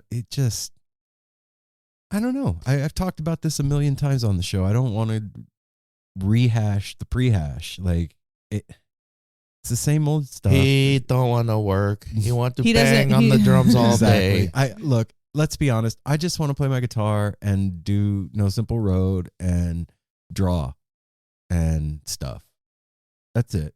This week. Last week you were super grateful for your job and so just great think that it that, afforded yeah, you the We're human roller opportunity to do coasters. this. Like I know. I just got to throw it in there because you said that to me last week. I still about it. am extremely grateful for the job that I have. Those didn't change. No, the gratefulness didn't stop. what day? I just always think of too. Your job is the reason we're here. Yep. What do you mean? That's why we moved here. Yep. Oh, You yeah. came to me and were like, dude, I got this job offer in Portland. We've been talking about moving. That was the catalyst to quit fucking around and get a It gave us the U-Haul and stability. pack all our shit and leave. Yeah, Yeah. that's true. Your true. job is the rock that has kept us tethered to the land. Me and Mel came up here just like Willy-nilly, like fucking, we're decorate the house. We don't have, and I had enough money. I didn't have to work for a few months, but money goes and quick. But we we had no idea what we were gonna do. I don't know, man. It's like I said, my gratitude is consistent. That doesn't change. But the strength I have to give a shit is less and less. Yeah. For I would say it waxes and wanes. Yeah. It doesn't get less. It waxes and wanes. I got just like the moon cycles. I got some news today at my job that was just like the most, like if you took corporate America and boiled it down to a syrup, that was the news I got today. And it was just like, are you really, man? You fucking, and like I said to you this morning, like I was on a meeting and Apple was still home, and I was like on my phone. I had the meeting on my phone, Zoom call. And I was muted and all that. And I was standing out there. I was like, I'm not saying that I'm lofty or smarter than anybody else or above all this shit, but I have no fucking purpose. No reason to be. There's no reason for me to be doing this. I have no business doing this right now. I don't even know what they're saying. Like, they are speaking a language I do not understand at this point. And this all centered around like the news I got today, all centered around like finances and stuff. And I got like the shaft hardcore financially at work today. And the reason and answer I got was like, well, numbers and like things, man. Half a year. Don't worry about it next year. That was the answer I got. I was like, what? Really? You got shafted again? Yeah, I got again. Yeah. Let's tag that on there. So, yeah, man, that stuff makes it a little like, I'm still grateful. It's cool. But fuck, man. Like, can't keep kicking me in the nuts. You know what I mean? Yeah. Okay. Well, they can. Well, yeah, you can. Yeah, that's true. Yeah, corporate America can definitely. That's a strong foot. Yeah, it is. But I will. It's resilient. I will say this: as I was bitching and whining to my long-suffering wife over here, listens to my shit all the time. As I was bitching and complaining, I was like, you know what? And on top of all of it, we haven't gotten our fucking confirmation on our fish lottery tickets yet. We haven't gotten picked in like the last 4 lotteries. It's bullshit. And I like open up my phone and we got 2 of the days that we asked for. I'm like, oh, so well, at least there's that. But we didn't get Friday. Fucking Friday. Fuck, we didn't get that shit. Some days it just takes it out of you, man. Mm-hmm. It just does. Like, you can be the most grateful, hardworking, industrious, happy-go-lucky, positive-minded, manifesting motherfucker on the planet, and some days you just can't hang anymore. Yeah, it just happens. That's very true. And you guys are catching. I'm whining to the No Simple Road family right now. So that's that. Well, that's it. But got it out. Like Mel said, you keep it in, then it's just gonna and also become a big boily head zit. And another thing, no. No, wait, we're not done yet. Just kidding. That was part 1. But yesterday, like Mel said, was a fucking fabulous day. Mel and I have talked about taking salsa lessons for since we lived in Vegas. I always felt like, well, when I was in Vegas, I was a big, heavy dude. I was like 300 pounds, and I was like, 300-pound dudes don't salsa. I'm not doing it. But they do. They sure the hell do. This one didn't. And then when we got up here, we're just so busy and like just never got around to it. Well, yesterday was our wedding anniversary. So we have 2 anniversaries. One is the day that we actually got married. That was it. Happy. Thank you. And the second anniversary is the day that we actually had a wedding. So like we got married at Justice of the Peace on November 30th, and then on February, it was the 30th though, wasn't it? I thought it was the 30th. February 30th, or 28th. Anyway, February 28th. November 31st. He starts adding days in the month. The 6th Tuesday of December. We had a wedding. Yesterday was the wedding anniversary. And we were just chilling at home, and we had done one like a week ago. Did we? We did the basic It's been a little bit longer than a week, but yeah, it wasn't too long. A couple weeks ago, we learned like the basic salsa step where you like take a step forward, take a step back. Oh, you're talking about dancing. I thought you were making salsa. No. That's cool. So you guys started. So we took like online. Yeah, Mm-hmm. and we did another one last night and like started to get it. Mm-hmm. And I am amazed. It was really cute. I'm amazed that I can do it, first of all. And then today Mel was like, you're pretty fucking good at that. Well, I was going to say, you play guitar, you listen to music, you go to show. I mean, you understand timing and how to count. That's what I said to Mel last night. I was like, 100. Well, two things have, I think, contribute to me being able to do it. One is playing the guitar. Two is taking a lot of MDMA. Well, yeah, that'll definitely open you up and help you move. And that has taught me how to move my body and not be weird about it. You'll have to. I want to get William up here now. William, because William's still a ballroom dance. He teaches like all kinds of styles and can dance his ass off. So what we're gonna do is we're gonna bust out some shit one of these days. We're gonna be at a show somewhere. And me and Mel are just going to start bust out. Just like when string cheese or even Fish does that little salsa something. It's going to happen. Yep. Well, then we can accommodate. We always go with a good crew. We could fucking like make a circle. Oh my gosh. Oh, yeah. shit. Oh my gosh, yes. Is it, oh, wait, no. Which one's the one with the rope? That's the tango. tango. That's the So we tango. do the tango. No. We're starting with salsa. Start with the salsa, Yeah. and you could be doing all kinds of shit. And I got blisters on the balls of both of my feet because I was doing it in my socks on the carpet and the concrete. I had to go change my shoes. That's nice. I was like, I'm going to go grab my heels. The second I grabbed my heels, my salsa was, it elevated. Stepped it up to like the proper tools for I did exactly, not have the Apple. proper tools. You're in socks on the concrete. Yeah. Okay, yeah, you need to wear some dress shoes. Yeah. I don't even own dress shoes. You need to go get some salsa shoes. You need like some slick. Mel's all about anytime there's an activity, you have to have shoes for it. Oh, we're going hiking? You need hiking shoes. Well, that's a thing. It There's is. shoes Salsa for shoes? You need everything. salsa shoes. I had to buy flamenco shoes when I was doing flamenco. I needed them. You had 2 lessons. Yeah. You bought No, shoes. I was going for a while. And I broke my toe. Well, what can I literally did break my toe. And she's a grown up. Her foot's not growing. She can put those back on again. Fuck for yeah, something. dude. My salsa shoes are one of my prized possessions. Those are dope. I spent $300 on them. I have zero regrets. I've worn them like 4 times. I don't even care. I don't even know where they exactly are right now. I'm just saying they're the best things I ever did. All right. Well, yeah. So and they're there when you need them. Yes, they are. that was awesome to do that with my girl. It was It made me very happy. it was super fun. And we had a fun. That's super fucking cool, you two. Hell yeah. Mm-hmm. That's super cute.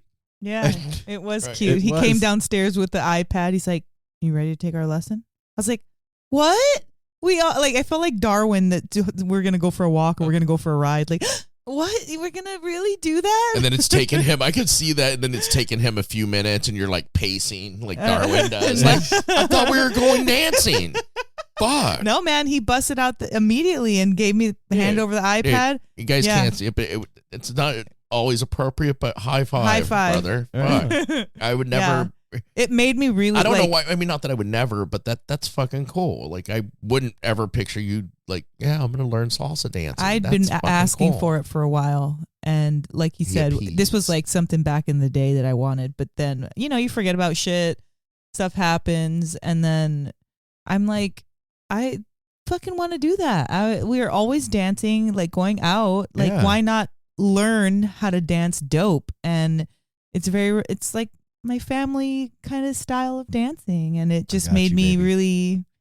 It elevated my mood. That's like romantic, and it was great. That. Like the whole leading, that was really. It's sexy. It's fun. It's like we were like laughing and being fucking up together. Yes, that's what I was gonna reiterate. Like the vulnerability that you have to have with your partner when you're learning something together. Like no one's got the upper hand, dude. That's the best way to do it. Yeah. Otherwise you could get annoyed with a person like trying to teach them anything and they can't keep up. Who knew left and right could be so hard?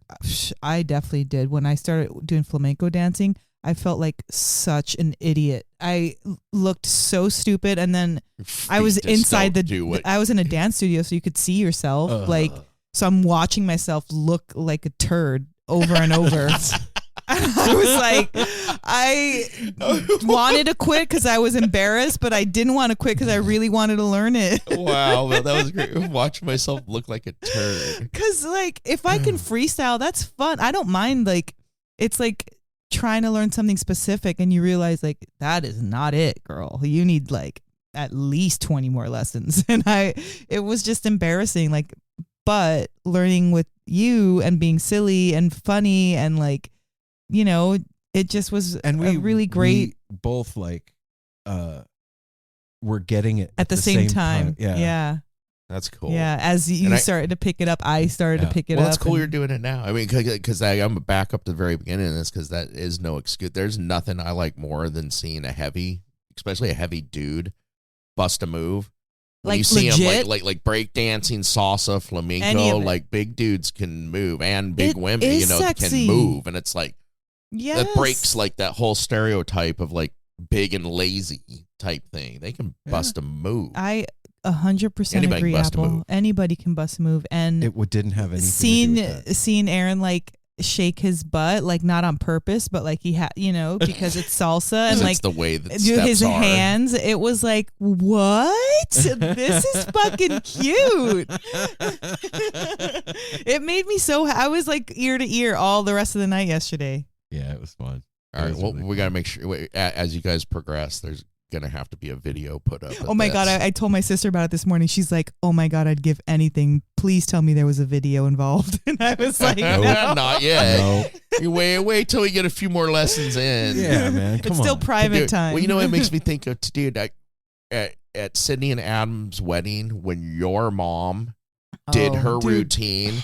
Wow. That was fucking so cool. So for all y'all out there that don't know, when Sydney, my daughter, and Adam, her husband, got married a few years back, 2019, we had the wedding reception at Aaron's mom's house, and everybody's, helping out, getting everything, food, all that stuff together. And on the back end, what nobody knew was his mom was like planning a private a surprise performance for Sydney and Adam. Sydney and all her friends were doing performances at their reception. Like, this wasn't just my mom deciding she was going to perform. It was also like we all got up there. I still want to see the video of this shit. Did we ever get a video of any of that? I don't know that we've gotten a video. I know Dan did make one. Okay, because we all did so many things. But my mom is 73. Yes. Aaron's mom is 73, so she planned this whole performance because she does, ballroom dancing, salsa dance. She does it all. And she also, as a gift, got Sydney and Adam a couple sessions with her salsa dancer to do like some performance. And it was beautiful. Sydney and Adam performed amazingly well toward the end of the night. Here comes Grammy. All of a sudden, here comes Grammy. Nobody really knew what was going on. And next thing you know, she's got her gorgeous black with glitter and red lips and this beautiful dress. And she smashes Sydney's entire wedding. Beaming. Her 73-year-old grandma showed everybody up. All these young girls, like these little dancers and stuff like that. They were great.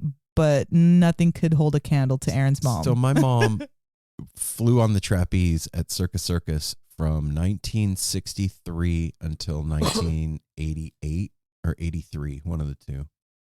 It had to be 88 because she was still doing it in high school. You hid it from me for a year when I first met you. Yeah, no, you don't need to go ogle my mom, dude. But my whole life was being embarrassed of my mom not wearing clothes. That's too bad. You should be proud. When you're a kid, and your mom's in a bikini and all the guys around are like drooling, it's fucking mortifying.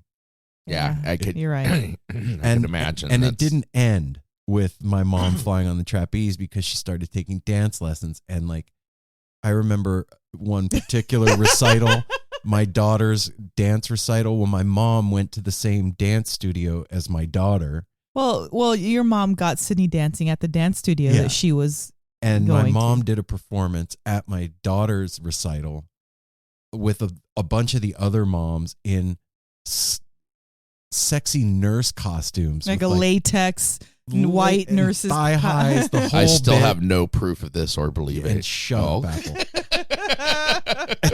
And it was like, And she See, it looked- still happens this she day. I'm looked sorry, brother. great. I wanted She to does crawl still. under my fucking seat, dude. It's a scar. Like, when will it stop? Yeah. It's Make never it going to stop. Your mom's You still got a got hot it mom. going on. Sorry. Aaron's mom has got it going on. Oh, Damn. That's fucked up, you guys. Be happy. Your mom could not have it going on. Oh, that's true. You know? that She's- would be Yeah. okay, actually. No. It'd be all right. she's got it going on. She's Dude, a great she's cook. inspiring. She's fun to drink with. Oh my I mean, gosh. your mom is like a very fun person. I will to be agree She's with you super, there. very classy and giving and loving. Like, there really isn't too much that she doesn't have. Oh, There's a couple things she doesn't, but that she's pretty amazing. the Yeah. thought of it is so bad. Oh my god. Anyway, But so imagine how proud you're going to make her when you bust out your salsa. That's going to make, like, to her, that would be a proud moment. Like, yeah. you know, that you broke out of your own comfort zone and learned something, and something that she loves and something she's into. Yep. Yeah. So you're doing it for all the women in your life. And we do have a 25th anniversary coming. That's right. in When I told November. Sydney about it, she was really stoked. She said, I've been trying to get Adam to do salsa lessons with me too. Well, maybe he'll do it now. The other thing that got me, like, made me okay to do it is we can just do it at home. We don't have to, like, go to some studio and have some I saw your light bulb turn on when I asshole said that. poking me and I was like, we touching can me. just do online. And you were like, like, Yes. your eyes open like 3 times bigger. I was like, yes, if that's all I had to say. Yeah, that was it. Online? We could do it in Okay. the basement. Good, let's go. Yeah. So yeah, that's me in a nutshell. Yeah. Help me. I'm in a nutshell. It's just been it's a up and down week, man. And one thing that's constant is this thing. No Simple Road.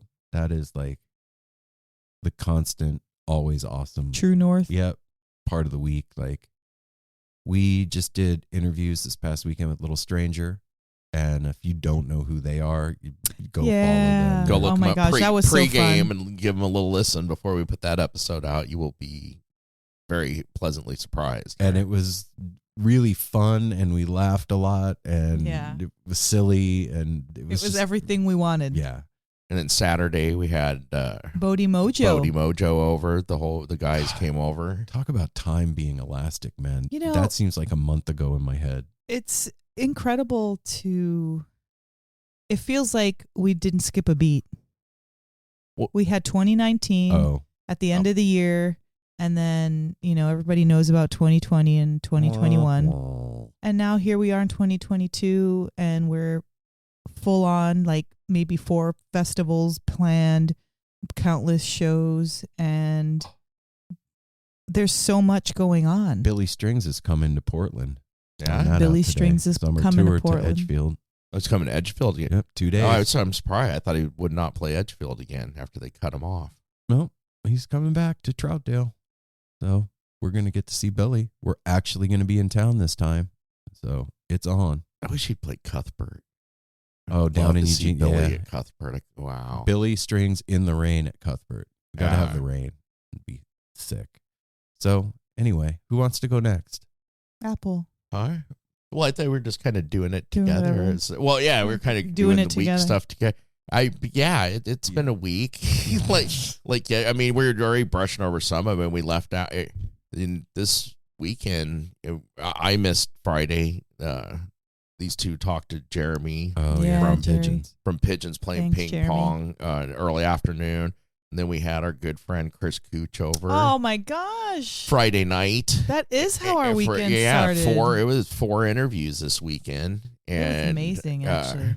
well, it's funny how we planned to do so much, and we were all pretty much in agreement Sunday night and last night. We had to do the intro. This is Tuesday evening Yeah. where we're doing the intro, so that came together. And yeah, it's been a week, a very busy, fun weekend. Yesterday, unusually, my Monday, I was much more shot out of the cannon in a good mood yesterday. Today is really a bummer.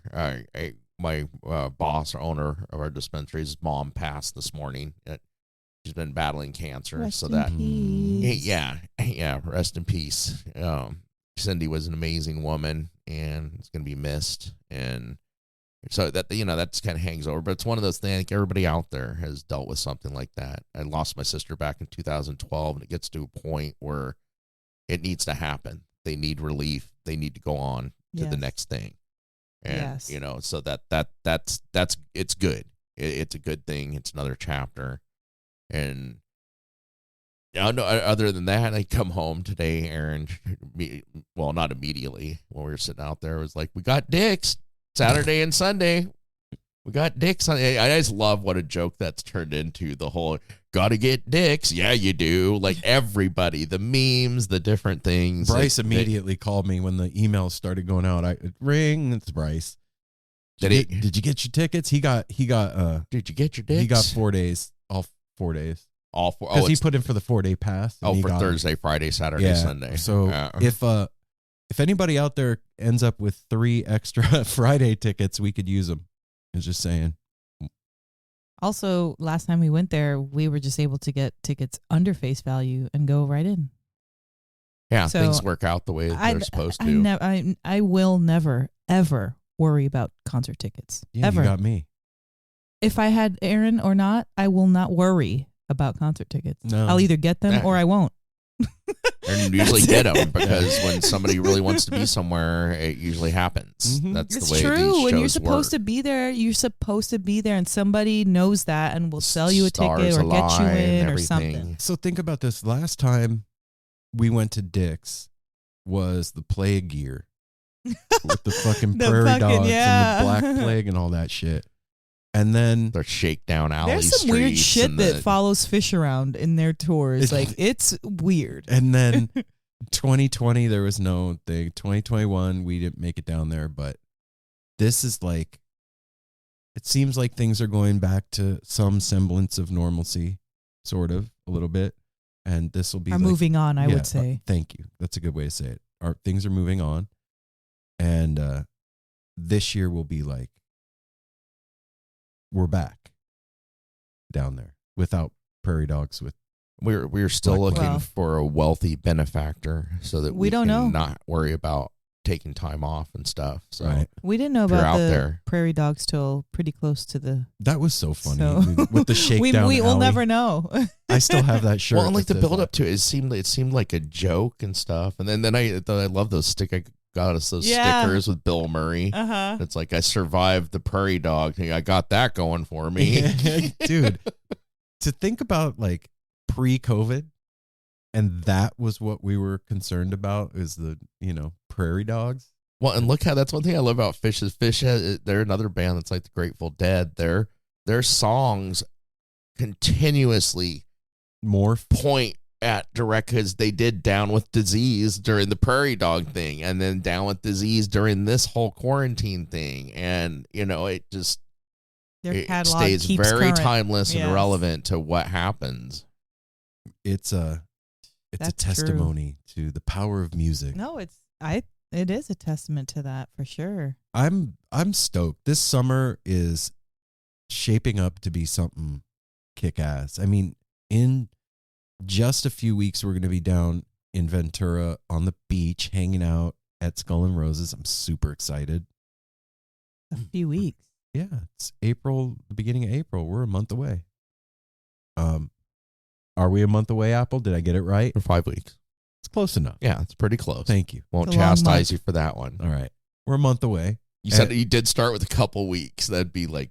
No, we're not a couple weeks. That'd be like a few days before we go to see La Special and Pigeons. And then not too long after that, a couple months after that, is Christmas. Yep. And String Summit. And I think, did I see that the full lineup was being announced? Yeah, you did. Today? Thursday? Or not look. Yeah, I'm here. I'm just wondering, so like Summer Meltdown, I wonder when they're going to announce it. They're going to announce our lineup like a week before the freaking festival. Full lineup dropping tomorrow at 10 a.m. So that would be Wednesday, so we can talk about it on here. At 10 a.m. The full lineup included Freeze McGee, J-Rad. J-Rad. Yeah, Humphreys McGee was already put Humphreys out is on there. there. Yeah, they're still doing the acoustic electric set. Yeah, man. So, that's not right after, but that's after Skull and Roses. And we have the Bodhi Mojo Fest that we're doing. We're doing Beltane. And we're going to be part of both of those festivals True. in a different kind of a way. I mean, we are going to be involved in it. Well, not just doing interviews randomly, but maybe We are entertainment. yeah, we're part of the entertainment this year. So that's exciting to be That's able nuts. to flex those kind of muscles and see what we can do. I mean, there. the only time we've ever really, twice that we've done that at Terrapin Summer Meltdown. Crossroads and Summer Meltdown. Yeah, Summer Meltdown. That was Yeah. a really great time. Forgot about that. First time we were. Really? Yeah. I mean, not like, there's so many things that we've done. It's hard to keep them all, keep them all.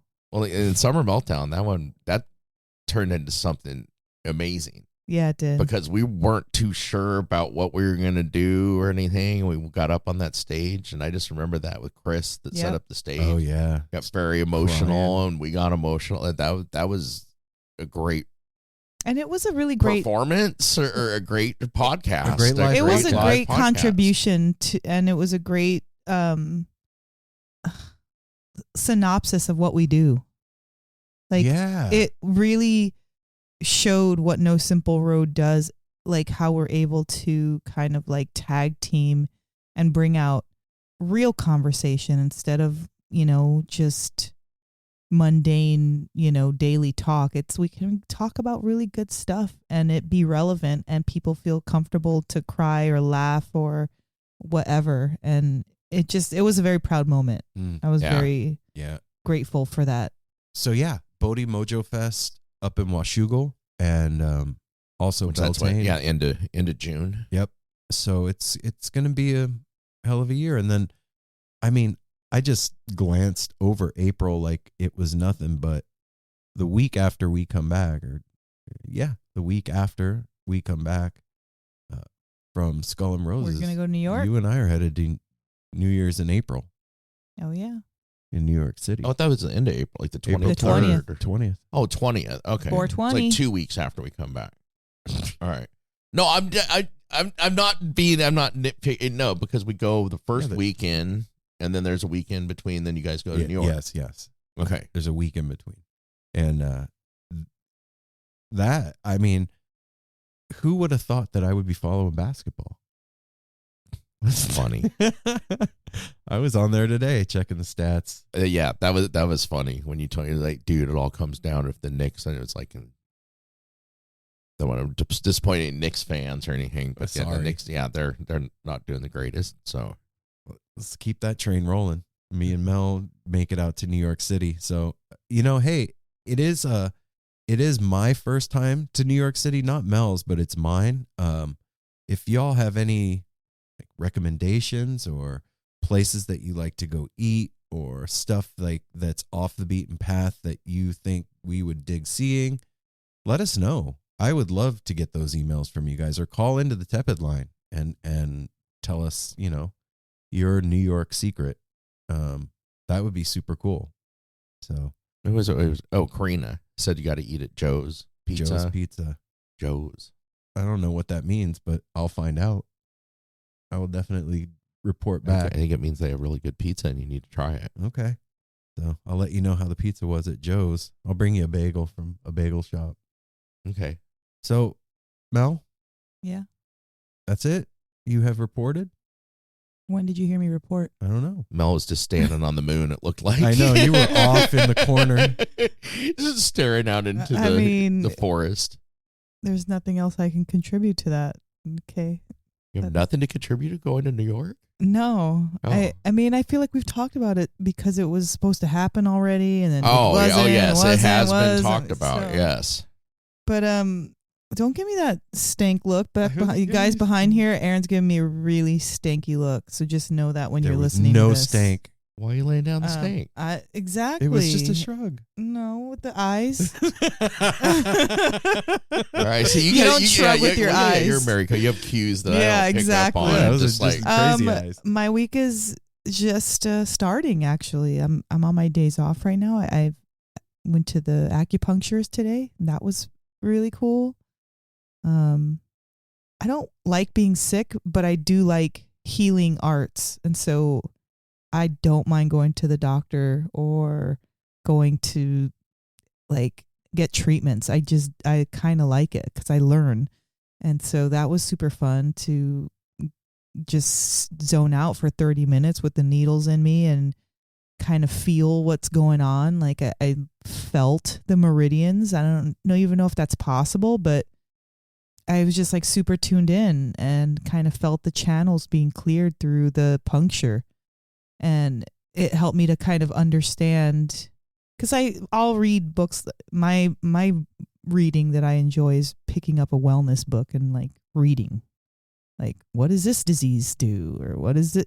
What is the what does this medicine help with? And so the application of the acupuncture and his diagnosis of me helps me to go back and look at my books and be able to kind of understand more about my situation. So you have too much wind? Yeah. Well, I don't know if it's too much or too little. I think it might be too much, which if it's too much wind, then it quells your digestive fires. Oh, that makes sense. Okay. And if your digestive fires are not working properly, if they're too low, then the ability to digest your foods is lessened. Wait, hold on. Wouldn't the wind feed the fire? Not if it's blowing it out. Not to a certain strength. Yeah, so wind can feed it when it's working perfectly, and but if it's imbalanced, it's blowing it out, or it's letting it burn too high. So we're working on my fire element, and what do you do for that? Well, I'm taking some kind of black little round balls that some herbal medicine, and going back once a week for treatment to help with my ailments. It's a trip. When I was a kid, I had pneumonia, and my dad took me to a Chinese medicine doctor in Chinatown in LA, and like they laid my arm on a pillow and like put his fingers on my forearm, like playing the piano kind of. And he was like, "Oh, you have problem with your lungs," and gave me little black ball pills to take, and it made it go away. Yeah. And when you came home with those today, I was like, "What the fuck?" Acupuncture is amazing. It's amazing. It's an art, and that's why it's like going to a museum or going to a concert. It's enjoying art of healing, and that's where I get off on that. I love that. I love being able to learn new ways of healing. And like recently, I've really been learning about words healing. So what do you mean? So, for example, and everybody can understand this, a friend is down, you give them a call, start talking about old times, brightens up their day, tell them about a good memory, makes them feel maybe 25% better, but it makes them feel a little bit better. And so you're not even thinking of healing or helping or anything like that. You're just being yourself. So now when you add intention to that, now that you know that, and you call that same friend and you help them out, it adds a little bit of a boost. It's like, your Jamba Juice smoothie with like the daily vitamin in it. It's like not just the smoothie that's already good for you. It's like an added thing. And I've just realized that with some of my friends that I've been spending more time with, being able to give, sometimes just words of advice or words of affirmation or calm can really neutralize somebody who's feeling frazzled or upset. And so that's another aspect of healing that I've been exploring lately. Huh. That's really cool.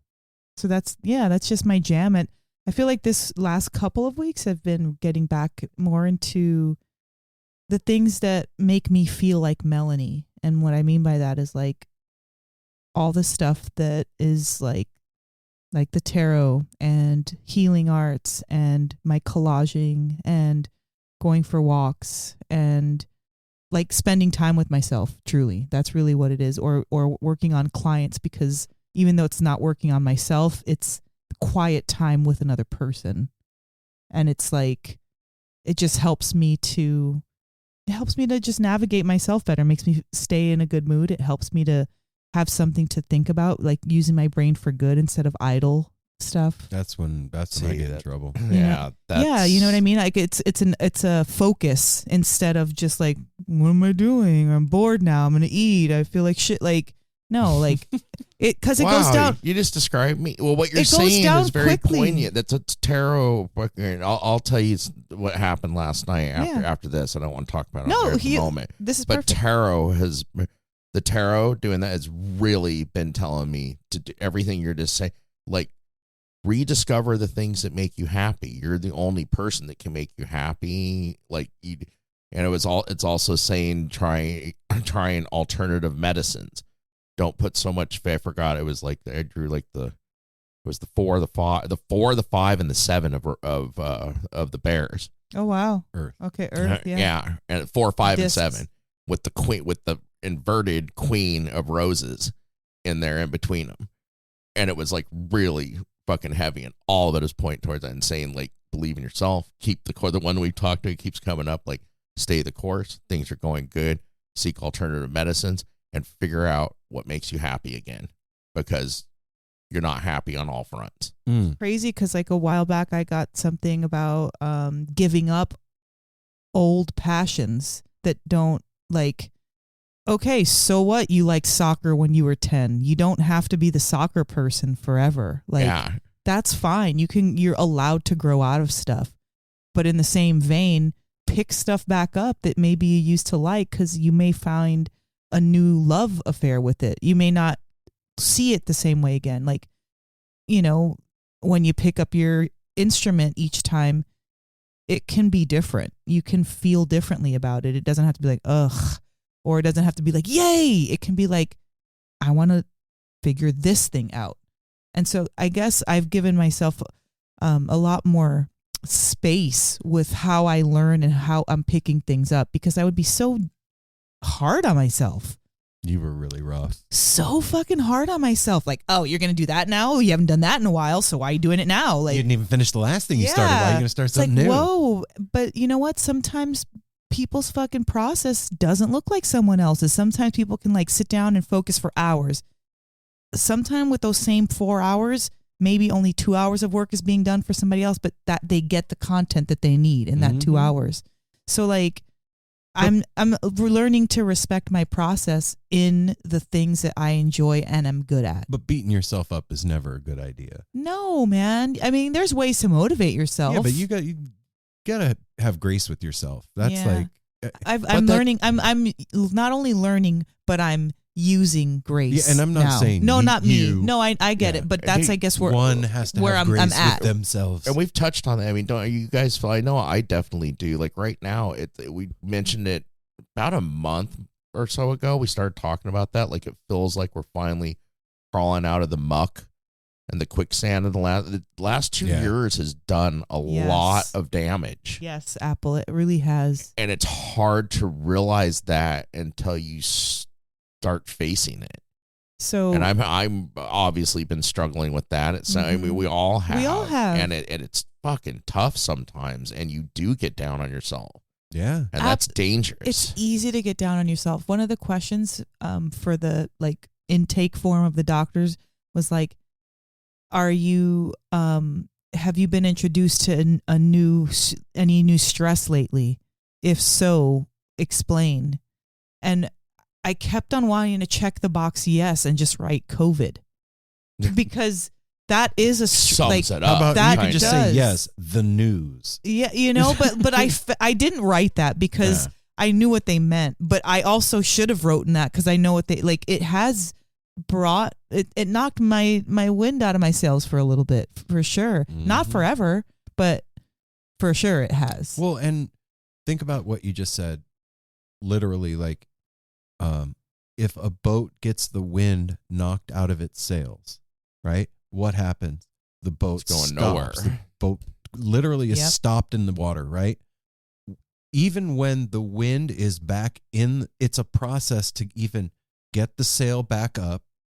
You've got to re-rig it, pull all the ropes, get everything tightened down. Okay, now the wind, you got to catch the wind again. Yeah. And that first few moments of momentum is the hardest. Yeah, it's pushing because it's pushing all that weight. That wind has to push that boat, all of it, from stop.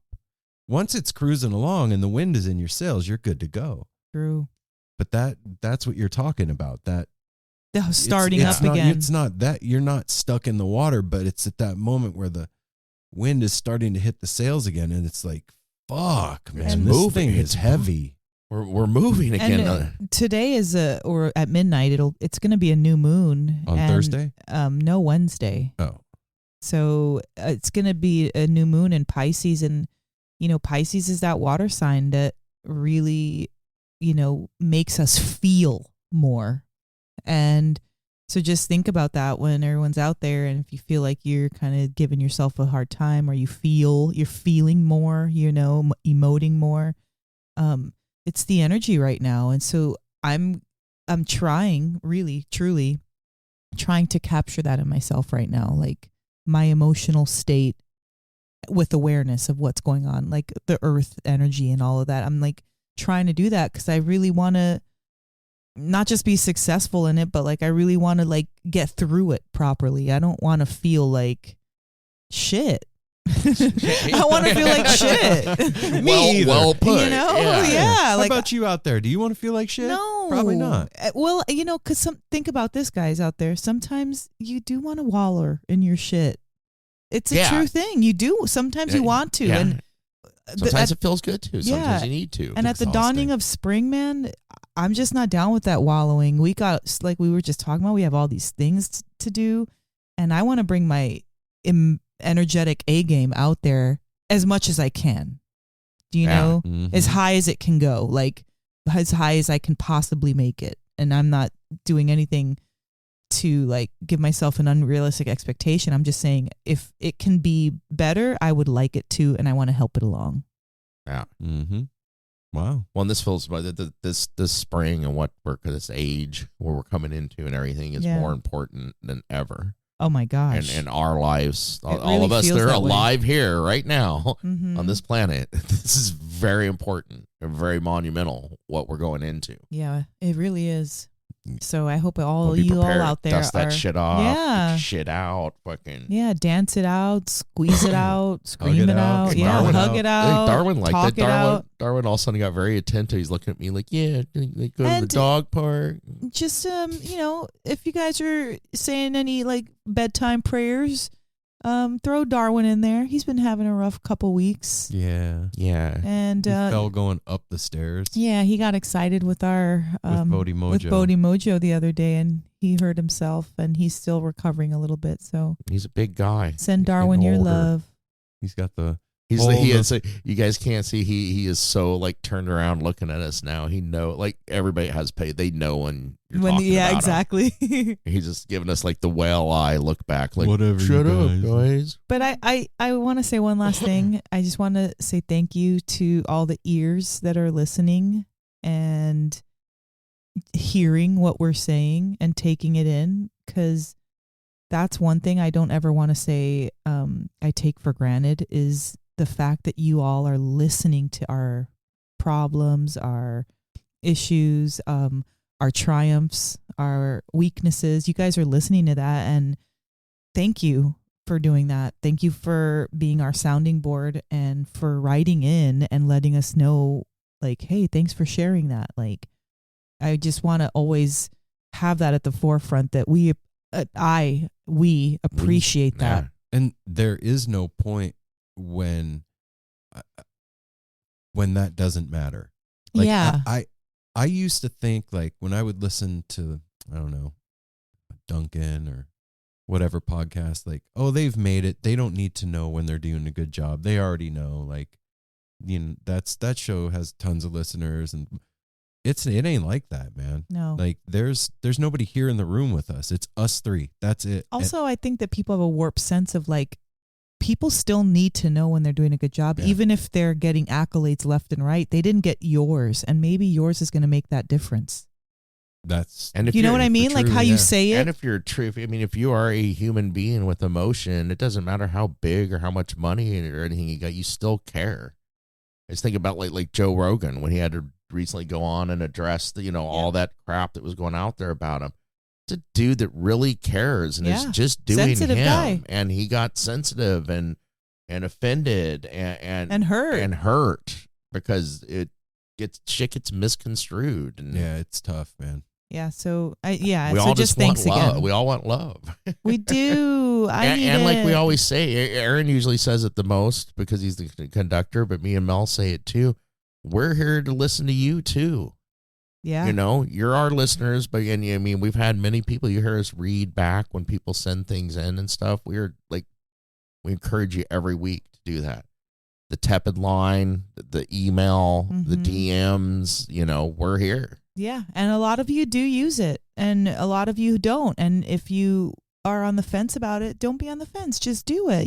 We'll a lot of those I have be have anonymous. Become good friends. Make up a name. I'm Amanda from Pennsylvania. And hi, my name's Amanda. From Pennsylvania. yeah, and just just say Raymond, man. Share what you got to share. I just think that, I know that it's been very helpful for me to be able to say what I need to say every week. So thanks. Yeah, I think we're gonna leave it at that. Yeah. Everybody, remember to follow us on all the socials and all that stuff. And if you are so inclined, go to Patreon and throw us $1 every month. If you've listened this far into this episode, you should probably think about joining on Patreon, man. We're doing album reviews and all kinds of fun stuff over there for our Patreon folks. So, hook it up, you guys. And remember me and Mel, sorry, that was bad. Improper. Mel and I are doing tarot readings. Oh, yeah. So if you go to our website at nosimpleroad.com, you can sign up for a tarot reading from me and Mel, a 1-hour reading. And Yeah, there's a lot that you get with that. Where you're going to get a playlist, you're going to get the reading, you're going to get a photo of the cards, you're going to get a little synopsis. And an audio file if you want it. Of the reading for you to be able to refer back to. Yeah. And also the calendar of events is up there on that page. Next show we have coming up is La Special and Sponge opening for La Special on the 17th of March, which is at in Star Theater. A few weeks? In a couple weeks, in 2 weeks and 2 days to be exact. Thank you very much. And well played, sir. Thank you. And then the next night is Pigeons playing ping pong with Karina Reichman opening at the Crystal Ballroom. So we would absolutely love it if you came and danced with us. Yes. You don't have to know how to salsa. It's not required to come. I will just say this. We have had everybody that we just said, we have had all of them on the show. So thank you so much. Yeah. Yes. Thank you, No Simple Road. And if you see us at the shows, come tap one of us on the shoulder and you might just get a free sticker. I might hook you up. Sticker. Yeah. Hey, free Oh, stickers I know. are cool. I agree. We have dope stickers. It's do. one of my favorite things about going to fish shows is all the stickers I come home with in my pocket. Yeah, those random ass stickers. So I got one that says 4680 and nothing else from Vegas. Just that it's a white oval 4680. That's it. Right on. It came from the year 4680. Anyway. Of course it did. Anyhow, I think Mel summed it up. We're going to let y'all get back to your day. Thanks for hanging out with us and letting us jabber into your ear holes. And we'll be back next week with more stuff and things. Wash your hands. And hey, mask mandates are ending in a lot of places. So when you smile at a stranger, you don't have to pull your mask down now. Take a deep breath. Wash your hands. That is the best thing. Wash your hands. Those things are dirty. You don't know where they've been. Safety third, and we'll see you next week.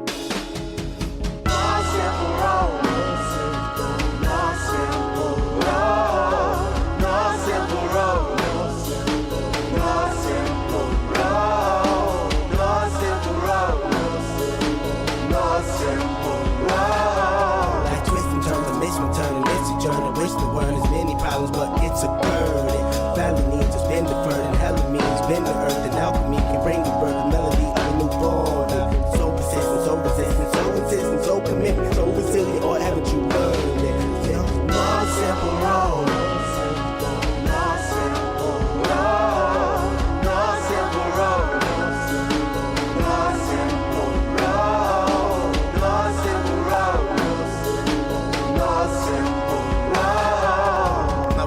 shattered as I focus through the spot in the corner that is still intact. The react is both a defense mechanism as well as a fear. We've traveled this road before, so we may think, but it's a tad bit of strange similarities that feed an A=A complex. The fears of your past do not equal the perplexities of the current road.